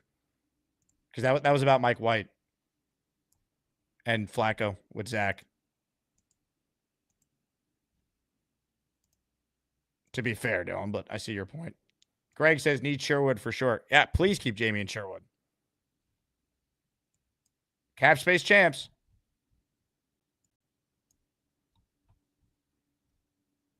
I hope they keep Sherwood. Look, you're seeing some of the money come out for these off-ball linebackers, and I think it's fair to say Jamie Sherwood's probably going to get 10 to 12 million a year, which I would pay, by the way.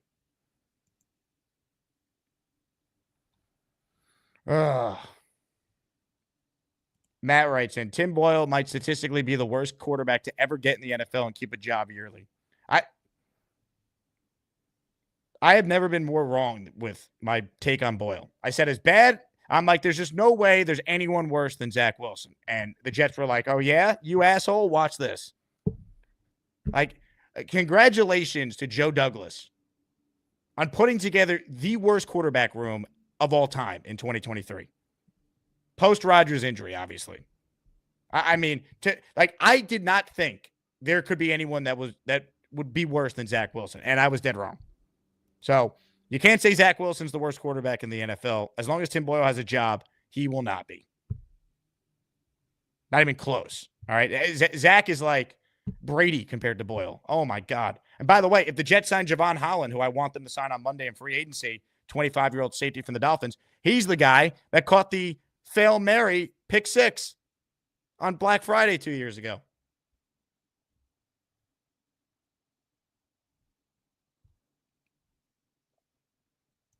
Bill Clinton says Joe Douglas should be door dashing. Brutal GM. Don't say that too loud. Mr. Bonesy will not like that. All right, before we get out of here, we got to announce a winner of the tournament matchup that we have going on the show right now. Ladies and gentlemen, poll voting is officially closed. The winner, with over 500 votes cast, is Nate, Nate, who defeats Yeti 70-29. The official voting tally is 527. So congrats to the 5 seed Nate, Nate, on advancing to the round of 32. Nate came in to the show early today, reminded people who he is, what he does, driving the bike. Yeti called in as well, made a compelling case for himself. But ultimately, the Asmaniacs decide who moves on and who goes home. And Nate, with 70% of the vote, beats Yeti 70-29. Now, for those new to the show, we don't get the decimal points from YouTube, which is why we could somehow get 70-29 in a poll, because that does not add up to 100. With that said, 527 of you voted. Thank you to everyone who voted. Please subscribe to the channel if you're one of the 527 people out there who voted and didn't subscribe. Asmaniac Madness will be back this afternoon. I'll be joined by Boy Green. You'll have more chances to win a signed jersey by members of the New York Sack Exchange. The matchup this afternoon features the 4 seed, Peter Castro, the OG, against an up-and-comer star, Raven, the 13th seed, as Hood Region matchups continue on the program. Again, thank you to everyone who tuned in. Congrats to our 5 raffle winners earlier today. If you missed it, top of the show, we started off with that. Thanks to everyone who super chatted, gifted a membership, continues to support the channel. You guys are truly the greatest listeners, and I'm grateful for all of you. That said, let's remember what this tournament's about. It's about having fun, and not whatever the heck Rob was on yesterday. Well, first of all, I'm not a trade, you asshole. Yeah, you are. You are. You're a fucking asshole, too. So Fuck you, asshole. I'm gonna watch your fucking mouth. That's the end of that rumble. Jesus. Oh, my God. Weed's more likable than you fucking old cunt. Fuck yourself, you piece of Go shit. fuck yourself. Fuck you. Well, that escalated quickly. Jesus. Come on, gentlemen. Hello, Jake. Hey, Lane. How are you? Great. Do you see the Jets possibly drafting, was it Dixon? Dixon? Yeah. Who's Dixon? He's out of college. Dixon Hall. I'm actually not familiar with Dixon Hall. What position does he play? QB. So Dixon Hall, quarterback. Yeah. Do you think that Dixon Hall would be a good pick by the Jets? Yeah. I'm going to look into Dixon Hall, but your scouting acumen speaks for itself. All right, Dixon Hall to the Jets. Let's start the campaign, people. Dixon Hall. It's almost like Knoble. Yeah, but Knoble ended up being a great find by you. You were ahead of the curve. Well, I did find that he got into an accident with his estranged girlfriend. That's right. I'm going into a house. He's alive. The 27 pick in the NFL draft, the New York Jets select Dixon Hall out of Arizona State. What am I, a mind reader? Like, I know every player. So, yeah, that's all I have to say. To the late trade.